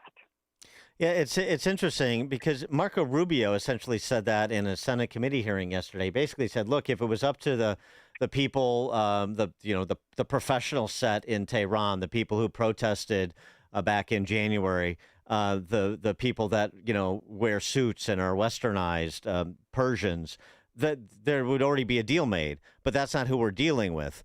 And it's like, well, right. So that's not who you're dealing with. So then, it strains the bounds of credulity to believe that a deal is in the offing that is enforceable. And so I can understand where disagreements would arise between allies about strategic approach. Exactly. Now, it's possible, we don't know, but it's very possible, even likely, that the disagreement wasn't about the goal, and it wasn't that they disagreed that the regime, over the let's say, character of this regime, but rather over the strategy. Yeah. Now, what we're seeing is that President Trump was putting extreme economic pressure and continues to put economic pressure on the regime. Here's the trouble, though. A regime like that doesn't care if its people starve or are, slaughtered in the millions. As long as it survives, just a remnant survives, and then they consider that a victory. And here is where I'm not sure that President Trump fully grasped that perception in the Middle East matters so much, okay? Because he's right that he destroyed their army and the Navy and killed the leadership, not just he, but together with Israel. He's absolutely right. What he's wrong about is that in itself means victory with people like that. And the Iranian people are the victims here, and that brings us to Lebanon. The same with the Lebanese people who are under the thumb of Hezbollah. Now, Marco Rubio, when he explained that about Hezbollah, he's totally right. And when the Israeli ambassador to the U.S., Yechiel Leiter, says something similar, he's also absolutely right. But then I ask you, so why are we negotiating with Lebanon in Washington? Why are Israeli representatives and Lebanese representatives negotiating in Washington when they're on the same page about Hezbollah, and yet the Lebanese government is saying Israel has got to get out of Lebanon, rather than saying thank you so much, Israel, for doing this job, taking care of Hezbollah when we are too weak and too afraid to do it. So there is where I'm puzzled, and I'm puzzled at the policies of the Trump administration, because, yes, they get it. But if they get it, then what is the point of negotiating? And with whom are you negotiating? Yeah, something that a scholar we had on the other day said I thought was an important distinction in terms of thinking that if you squeeze them long enough, just strictly economically, economic fury combined with the blockade and so forth, that you'll if the conditions worsen, then that will foment this revolt that's bubbling below the surface. And what he said is that there's not necessarily a revolt bubbling below the surface. What Iran has been experiencing is long-term decay, and that decay now is hastening. But that doesn't necessarily mean that a revolt is around the corner. And frankly, and this has been something that nobody seems to be able to put their finger on, at least, or can't publicly, in the case of people with more knowledge. Who and what would be the that would provide the foundation for any such revolt and toppling of this regime? That seems to be completely unclear. Well, exactly. And especially if you look at Syria and you see that that's fantastic. The Assad regime, that evil regime, fell. But now it's in the hands of, ISIS terrorists who claim to have reformed. But, we'll believe it when we see it, okay, because we see evidence that that's not the case. Now, that's all true what you say. Here's the thing, though, I think about the Iranian people. They did take to the streets in January. Yeah. They were slaughtered en masse, and they were willing. They even said so. They're willing to take hardship, economic hardship, all kinds of hardship. And as long as President Trump, who said help is on the way, as long as help came. And in fact, it did. On February 28th, Trump and Israel, they launched Epic Fury, and the Iranian people were very encouraged by this. And President Trump said, just hold on a minute before you take to the streets again. It was too dangerous, okay, really too dangerous, and they weren't armed. And the arms that were supposed to get to them didn't get to them, etc. But they were still encouraged that with more pressure on the regime and more military pressure, they would then be safe enough, because so many of the besieged militias and the Revolutionary Guard heads were knocked out. The trouble is that suddenly Trump announced a ceasefire many weeks ago, more weeks than the war took. And then Iran started also bombing the Gulf states, and they saw that, maybe the United States isn't really the strong horse protecting us. And so they began to say, well, maybe you should stop the war. You know, on the one hand, they wanted to defeat Iran, and on the other hand, they were afraid they didn't have a partner anymore. So I think that the Iranian people are just despondent now and are disappointed in Trump when previously they were cheering him on, and they were, you know, they had posters of Trump, and they were celebrating him and Bibi, by the way. And now they're very, very worried, and I think rightly so. They know their regime a lot better than Trump does. And, you know, and I guess my bottom line question, I mean, does anything substantively happen in the direction of reopening the strait and obtaining the enriched uranium? These are must-haves for the president. I'm just going by what he said are must-haves. Does anything substantive happen in either of those directions without a resumption of the use of force? I don't believe so, okay? And I'm not a military expert, but I don't see any way out, because when he says that, okay, look, these are our red lines, this is what you've got to do, and they say, no, we'll sign a memorandum of understanding, and then 60 more days of ceasefire, and then we'll discuss your uranium, et cetera, okay? And then the memorandum, and then they keep upping. They said, okay, we'll stop firing on Kuwait or on Bahrain if it stops being friends with Israel in the Abraham Accords, things like that. They keep adding. Now, in my book and throughout history, one thing we know is that it's the loser that should be suing for peace. The victor shouldn't be begging the loser to come to the table, right? And up until now, we all believed that that's what was happening. And Trump was very proud, and rightly so, proud of the accomplishments and proud of the victories. And then suddenly it all stopped. And he keeps talking about negotiating as though it's a real estate deal. And he is brilliant at that. But this is not quite the same thing. And on the other hand, in fairness, he did say, if they don't step up to the plate, we're going to have to bomb them again. Now, essentially, obviously, I'll believe it when I see it. Yeah. He did say it. He said it many times. The one thing that worried me that he said in the interview with Laura Trump on Fox News on Saturday night, I believe it was. Yeah. He said, look, we're negotiating. They're tough negotiators, but they at least agreed to give up their nukes. Or not to develop nuclear weapons is what he said. And when I said to them, yeah, but what about purchasing nuclear weapons? And they said, okay, we won't purchase nuclear weapons. The reason that worried me is that for decades they've said we never wanted nuclear weapons. We're not developing nuclear weapons. So in other words, that statement is not a concession to President Trump. They've maintained that throughout the years. Right. Well, I mean, the other thing, too, is if we agree to not develop nuclear weapons, or what about purchasing? Okay, we also agree to that. So, you know, if you don't take that as a holistic statement, well, what about bartering for nuclear weapons? Okay, we agree not to barter. I mean, you're not exactly operating in good faith, clearly. Right. Well, of course, you see, these people do not operate in good faith, and we know that. Yes. That's not their goal. These are not Westerners. And they're not even, I'll tell you something, they're not even Muslims, moderate Muslims of any kind.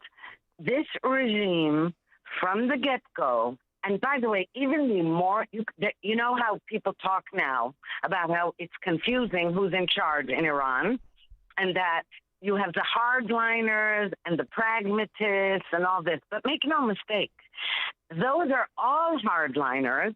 They all have the same goal, which is death to Israel, death to America, and subjugating the West. They all have that goal. The difference is in the, let's say, strategy to get to that goal. And so when we talk about moderates, and, you know, it's almost as though when we talk about the Republican Party and the Democratic Party, right, we'll say, you know, AOC, she's in the radical wing of the Democratic Party. You can't talk about the regime in Iran in those terms. They are all radical. Can't really talk about the Democratic Party in this country in those terms anymore either, but that's a different story. Ruthie. Actually, you're right. Ruthie Blum, former advisor to the Office of Bibi Netanyahu, co-host of Israel Undiplomatic. Ruthie, thanks for joining us again. Appreciate it. And thank you for having me down. And she joined us on the AlphaWealthGroup.com answer line. This is the morning show more Chicago radio listeners are choosing. This is Chicago's Morning Answer on AM 560. The Answer.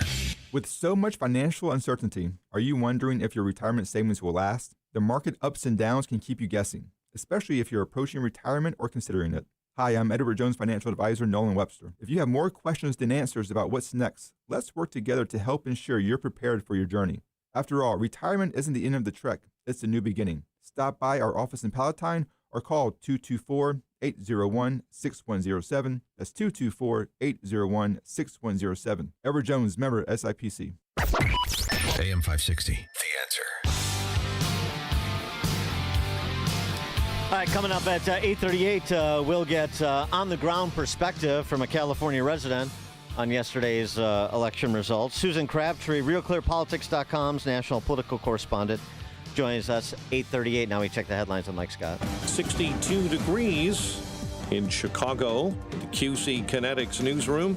L.A. Mayor Karen Bass will make the runoff after voters hit the polls in the primary Tuesday. Over these last 3.5 years, we have laid a foundation, and we're going to build on that foundation because we know what a city we have and what a city we can be. She'll be one of two candidates for the next mayor of Los Angeles in November's general election.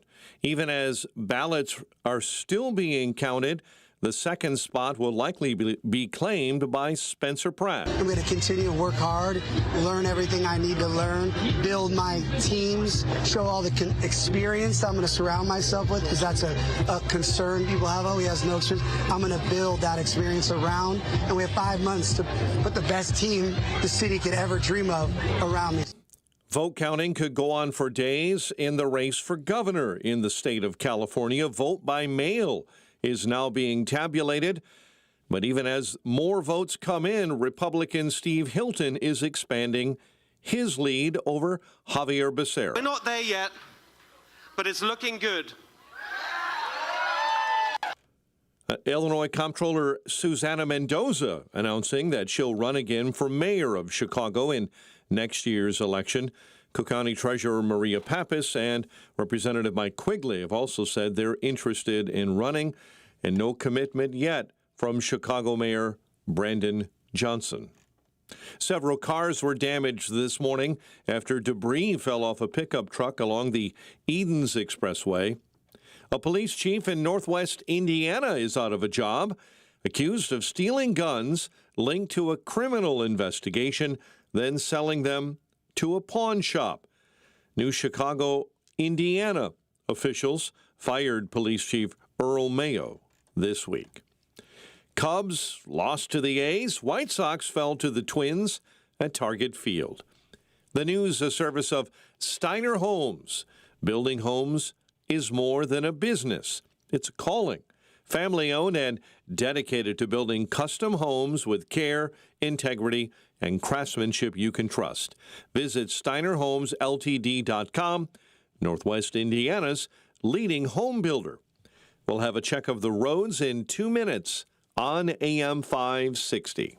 It's almost time for AM 560's annual golf outing, presented by Signature Bank. AM 560 is proud to partner with the Tunnel to Towers Foundation as they support America's first responder and military heroes to help America never forget 9/11. It's all happening on Monday, June 15th at McRae Memorial Golf Club in Barrington. Enjoy a full day of golf, meals, an awards reception, and a silent auction. Reserve your foursome today at 560theanswer.com/golf. Sponsored in part by Edward Jones Financial Advisor Nolan Webster and by real estate broker Ed Dring at leavingil.com. It's finally happening. The Fed is making a change in leadership, and that could have a profound impact on the value of your retirement. When interest rates go down, the value of precious metals like gold and silver can surge. Call Advantage Gold right now at 800-900-8000 and get your free gold and silver investor guide, a $49 value plus a free copy of Ken Rogoff's insightful book, Our Dollar, Your Problem. Inside, you'll get honest information about gold, silver, and other precious metals, so you can explore your options with clarity and confidence. Our specialists can help you open a new account or transfer funds from an existing IRA, tax and penalty free. Markets can turn fast, but gold has maintained its value through every cycle, often holding strong when other assets falter and when the dollar weakens. Are you positioned? Don't miss this opportunity. Call Advantage Gold now at 800-900-8000. Results may vary. Consult your financial advisor before investing. Call 800-900-8000. That's 800-900-8000. Hi, I'm Ken Mariotti, owner of Woodland Windows and Doors, a third-generation family-owned business since 1969.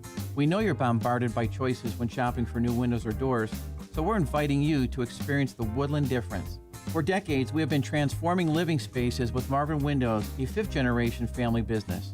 Marvin replacement windows have been known to increase the warmth of your cold rooms by 10 degrees. Think about that, 10 degrees warmer.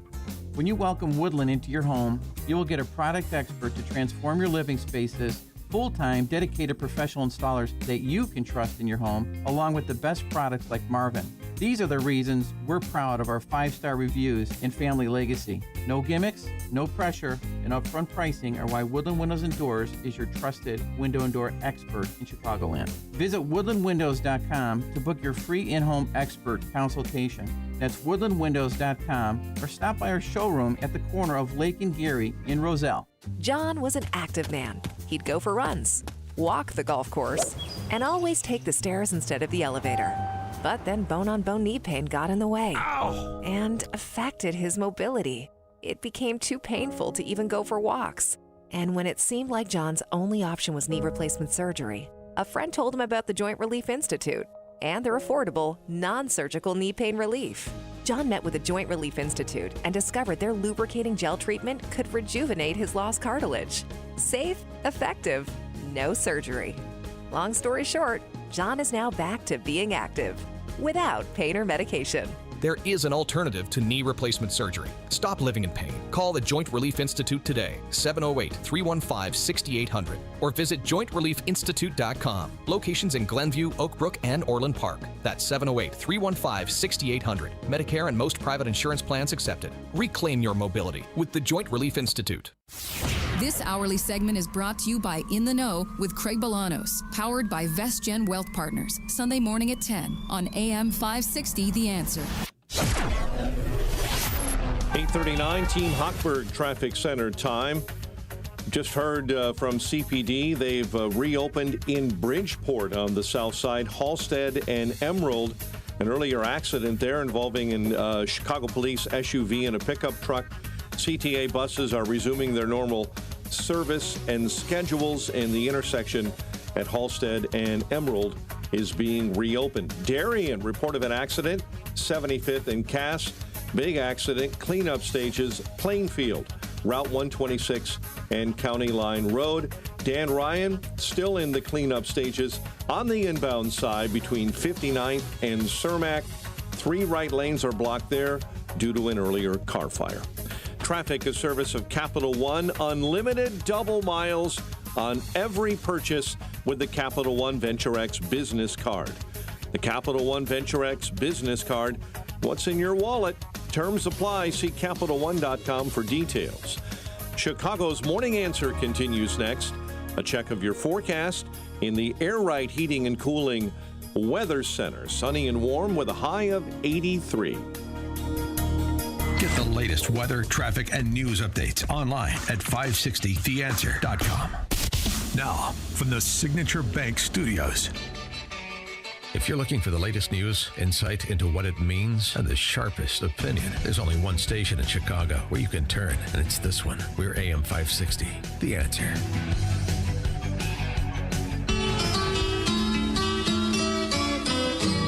Our governor's a clown. So's the mayor of LA. Stupid mayor of LA. Corruption at the top.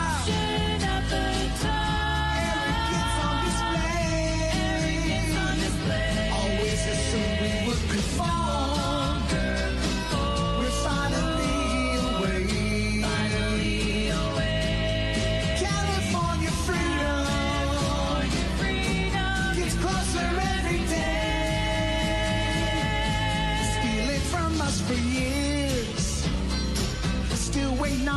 bullet train.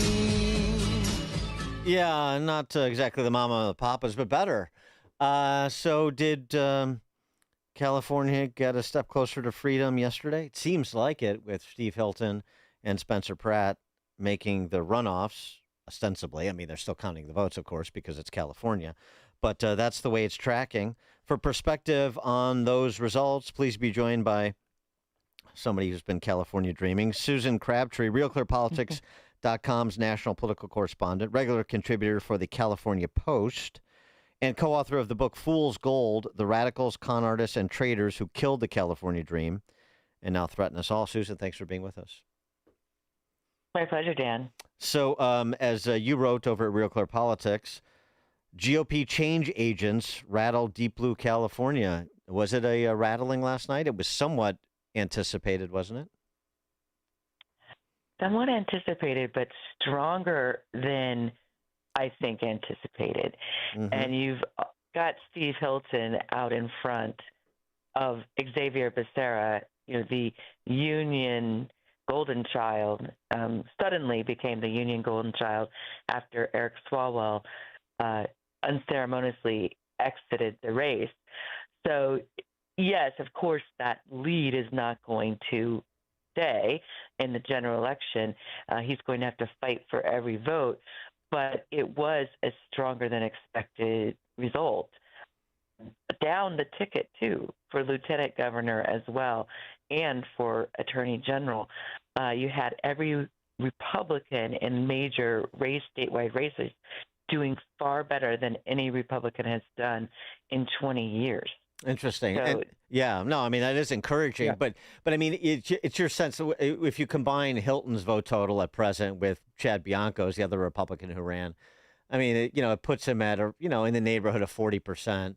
And of course, mm-hmm. at the city level in LA, last cycle, or 4 years ago, when Rick Caruso lost to Karen Bass, he got about 43% of the vote, 44% of the vote. So, I mean, do you see some real potential here for both Pratt and Hilton to be able to blow through that seeming ceiling for Republicans in California? I think the Palisades issue is a metaphor for what's going on in California and why these Republicans did better than expected. Now, Spencer Pratt, Rick Caruso did better than Spencer Pratt. Rick Caruso is a great candidate. So far, in the results so far, we are going to be counting for, I'm sure, days, if not weeks, in California, per usual, for our terrible mail-in voting system out here. But this is just momentum. When you have the top of the ticket, Steve Hilton and Chad Bianco leading the race for months and months and months, because the Democrats were all splintered and disorganized, and they don't have a good candidate in Xavier Becerra. No. He is weak, and they have, you even have Democrats in the Biden administration taking pot shots at him, at the lead Democratic candidate in the race, because he had such a lackluster run in his career, from member of Congress to Attorney General of California to HHS Secretary for Biden, and he's been criticized for losing hundreds of thousands of children, and then having those children get either trafficked or being placed in jobs, the older ones, and then had bad experiences where they were maimed and other things in these jobs, mistreated. So this is a terrible record for the leading candidate to have, and you got Steve Hilton, who just oozes energy and charisma, even though he's a former British citizen. It's a bizarre situation. It is, right. It's so very California in that sense. I mean, it is interesting, though, because the dynamics at local versus state, because at the local level, Spencer Pratt has more of a problem with the government unions than probably Hilton does, just because the state is much bigger than the city. The city's much easier to have a control vote with the government unions. The flip side is Spencer Pratt has that Palisades fire issue that is been his motivation, and I think it has been something that has brought people over as he's matured as a candidate, presented well in debates and so forth, and is converting people, and the ads. There's much more sort of sort of celebrity momentum around Pratt than there is Hilton. So they sort of both have attributes and they both have difficulties in terms of trying to really get above that ceiling I mentioned and actually make a play for victory. That's right. In Los Angeles, you only have 15% registered voters who are Republican and 25% statewide. So he had a huge upward challenge of influence in Los Angeles, and he has been overcoming that.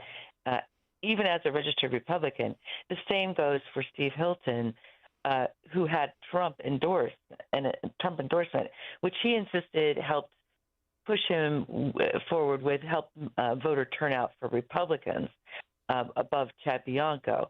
But it's really, really uncertain how that. You already have direct mail flooding in with the no kings linking him to Trump. So both these candidates have their work cut out for them in deep blue California. But what's great about this is that it's going to be a real debate about Newsom's record. Yes. It's going to stay in the news because Newsom thinks he was going to just catapult from Prop 50, the gerrymandering ballot initiative that passed in such high numbers last fall, directly into the White House. And now he's going to have to live with his record. Yeah, no, that's a good point. And have it debated. Yeah, that's a good point. The drag on Newsom, but also too, I agree with you about the debate. You have two credible messengers for a completely different approach to governance. One that's maybe a little bit more philosophical with respect to Hilton, and one is just very practical at the quality of life level, at the local level, where Spencer Pratt has done himself well by being hyper locally focused.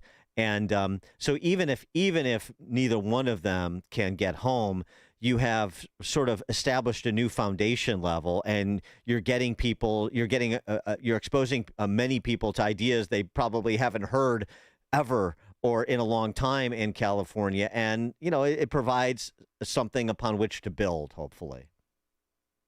That's exactly right. You would have had a Steyer versus Becerra debate where it would have been, how much can we tax the billionaires and how much more people can we run out of the state? How many more illegal immigrant services nonprofits can we fund to the tune of over $1 billion? It's a completely new debate, even though the result might be the same in the end. This is, I think, waking up some people in California, and you're going to have better candidates on the Republican side willing to run in the future. So I'm not saying that that they can't win, that this is impossible. It would take some really aggressive ad campaign, which we've seen so far, really innovative campaign strategies at both the Los Angeles level and the statewide level for both of them to pull anything off. But like you said, it changes the nature of the debate in California. And, people are used to, this constant drag in California, and people are getting sick of it. You can see it in what's going on in Los Angeles. You have some where registered Republicans are 15%. You have new registered Republicans. Last night I saw reports that there's a surge in GOP registration in Los Angeles. So it's having an impact. Susan Crabtree, RealClearPolitics.com's national political correspondent, regular contributor to the California Post, co-author of the book Fool's Gold, The Radicals, Con Artists, and Traders Who Killed the California Dream and Now Threaten Us All. Fool's Gold is the book. Susan Crabtree, the author. Thanks, as always, Susan. Appreciate it. It's my pleasure. Thanks for having me, Dan. Take care. And Susan joined us on the AlphaWealthGroup.com answer line. This is Chicago's Morning Answer. Your show keeps me alive during the week. There's nobody I'd rather listen to between 5 and 9 in the morning than you guys. On AM 560, The Answer. It's almost time once again for the annual AM 560 Golf Outing, presented by Signature Bank. AM 560 is proud to partner with the Tunnel to Towers Foundation to help them support America's first responder and military heroes, to help America never forget 9/11. This year, our golf outing is happening on Monday, June 15th at McRae Memorial Golf Club in Barrington. When you purchase a foursome to join us, you'll enjoy a full day of golf, meals, an awards reception, and a silent auction. And if you're a business owner, when you purchase a foursome, you'll also receive an AM 560 marketing campaign, which includes 25 one-minute commercials to air on AM 560 Monday through Friday between 5 a.m. and 8 p.m. and a free digital marketing analysis. Reserve your foursome today at 560theanswer.com/golf. That's 560theanswer.com/golf. Sponsored in part by Edward Jones Financial Advisor Nolan Webster and by real estate broker Ed Dream at leavingil.com. McDonald's Corporation has an opening for Senior Counsel Technology Practice Group in Chicago, Illinois. Job duties include manage complex legal matters that have a significant impact on the company by conducting a variety of legal work. Partial telecommuting permitted. The expected salary for this role is $218,067 per year. In determining your pay, they may also consider your experience and other job-related factors. Apply at tinyurl.com/20831-98. Beloved former basketball coach and educator Satch Sullinger knows you got to keep moving to stay healthy. But that's not so easy when your aching joints won't cooperate. We still want to move and we still want to get around and we still want to be active, but we start to deteriorate the moment we quit moving. QC Kinetics regenerative treatments help restore movement in stiff, aching knees, hips, shoulders, and back, using only your natural healing properties to help restore damaged joints. That's a huge positive for Satch. It's working, and what I really like about it is there's nothing foreign put in my body. Everything that was put in my body has been taken from my body. I love it. I love it. Like I said, I want to live until the day I die. Get rid of the pain and start moving again. Call QC Kinetics today for your complimentary consultation. Call QC Kinetics, 312-827-6261. That's 312-827-6261. 312-827-6261. Hey, business owners, is your business and money in good hands? Does your bank invest in your success? Hi, Mike Gallagher here, letting you know that when you need a relationship bank, Signature Bank makes commercial banking personal. I love these guys. Not only do they have expansive industry experience, a strong financial track record, but they're also highly capitalized for strategic growth. That's so important. That's why Signature Bank is my bank. They know what it means to grow a business by designing solutions that are right for you and only you. These are real people. They're ready to help. So reach out to my friends at Signature Bank. Make the call today, 773-467-5630, 773-467-5630, or visit them online at signaturebank.bank. That's signaturebank.bank. Your business could be Signature Bank's next success story.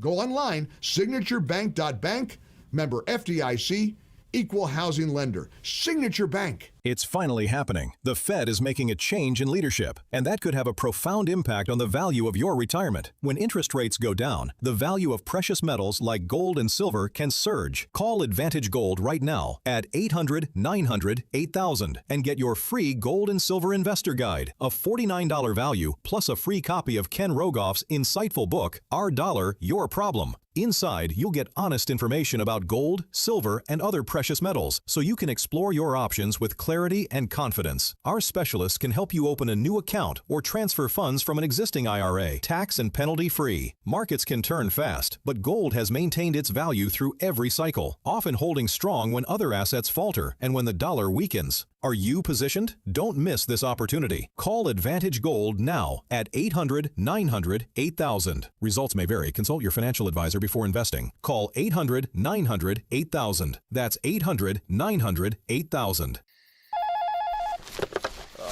Hello? Sir, this is Officer Peterson. There's been a string of break-ins in the area, and your office, it was hit. Hit? What do you mean? We were robbed? Looks like the back door lock was easily pried open, and they moved through the building like they knew exactly what to take. We see wires everywhere. No computers. What? No computers? I just upgraded everything. Looks like they moved fast.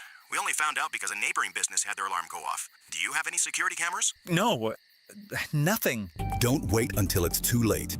Goldilocks protects Chicagoland businesses with custom security solutions. From reinforced commercial doors with keyless entry to cameras and 24/7 monitoring that alerts authorities immediately. Schedule a free on-site assessment at GoldilocksInc.com. Again, that's GoldilocksInc.com. Plus, AM 560 listeners get their first 3 months of monitoring free with a new install. Call 708-889-5600. That's 708-889-5600. Goldilocks, Chicago's premier locksmith, doors, and security systems company since 1981. If you want unlimited talk, text, and data on a super fast network, Big Wireless will sell it to you right now for as little as $70 a month. Or you can buy it from Pure Talk for half of that. I'm talking about unlimited talk, text, and data for just $34.99 a month. But wait, there's more. When you switch to Pure Talk, you'll be switching to an American wireless company that's committed to keeping 100% of its customer service in this country. I appreciate that. In fact, that's why I switched. I also appreciate the way they support our vets and our skilled workforce. Dial pound 250, say micro, and get unlimited talk, text, and unlimited data for just $34.99 a month. That's pound 250 micro. Stop paying twice what you need to pay for the service you want and switch to an American wireless company that actually stands for something. Pure Talk. AM 560, The Answer. Hey, signs of intelligent life in Chicago suburbs. In Palatine, opposition to flying the pride flag over City Hall. We're not going to change the ordinance. At least not yet. And in Naperville, unapologetically resisting the approach of dealing with young adults who break the law as just silly kids. WGN reporting, Jason Aries, the police chief in Naperville, commenting. Things went okay last night. I mean, the biggest thing was that the Naperville police were prepared and, I mean, they were heroic last night. Tom Kicker owns Standard Goods in downtown Naperville on South Washington Street. He was open during Monday night's teen takeover. He says no damage was done to his store. Naperville police say 9 people were arrested, including juveniles between the ages of 15 and 17. They were charged with offenses such as battery, assault, drug-related violations, and interfering with a peace officer. If I saw an underage drinking ticket being given, I saw the disorderly conduct ticket, and these are tickets I saw myself being given. So they're out there and these kids are getting cited. So, I mean, hopefully that kind of stuff helps. The adults charged in the gathering were 23-year-old Amari Bivens of Naperville, who was arrested on 4 outstanding warrants. 18-year-old Sudeis Uyakami of Aurora arrested for obstructing identification. 18-year-old Marshawn Smith of Romeoville for attempted aggravated assault on a peace officer. And 18-year-old Tyler Sims of Romeoville, who was arrested for battery and obstructing a peace officer. That community policing mindset of, hey, here's a warning, please don't do that, we've learned doesn't change behavior. So we've adopted a zero tolerance approach. So we did have a couple kids. Yeah, did have a couple of kids, and we're treating them with zero tolerance. Good. Something to build on, as we were just saying. It's now 9 o'clock on AM 560 WIND. A Republican leads the primary for governor in the blue state of California. I'm Dave Anthony, Fox News. We will win because the argument for change is irresistible. Steve Hilton, backed by President Trump, has the most votes so far in the race for California governor. Democrat Javier Becerra currently second. The top 2 face off in the November election. The same thing will happen in Los Angeles. Mayor Karen Bass finished first in that primary. We're not going to let somebody turn back our clock. She may face Republican Spencer Pratt in November. He's second in the voting so far and has been critical of Bass's handling of the wildfire disaster that burned down his home and thousands more. My city failed, myself, my neighbors, my family. In Iowa, Republican Congresswoman Ashley Hinson won a Senate primary. Josh Hurrick won on the Democratic side. He's hoping to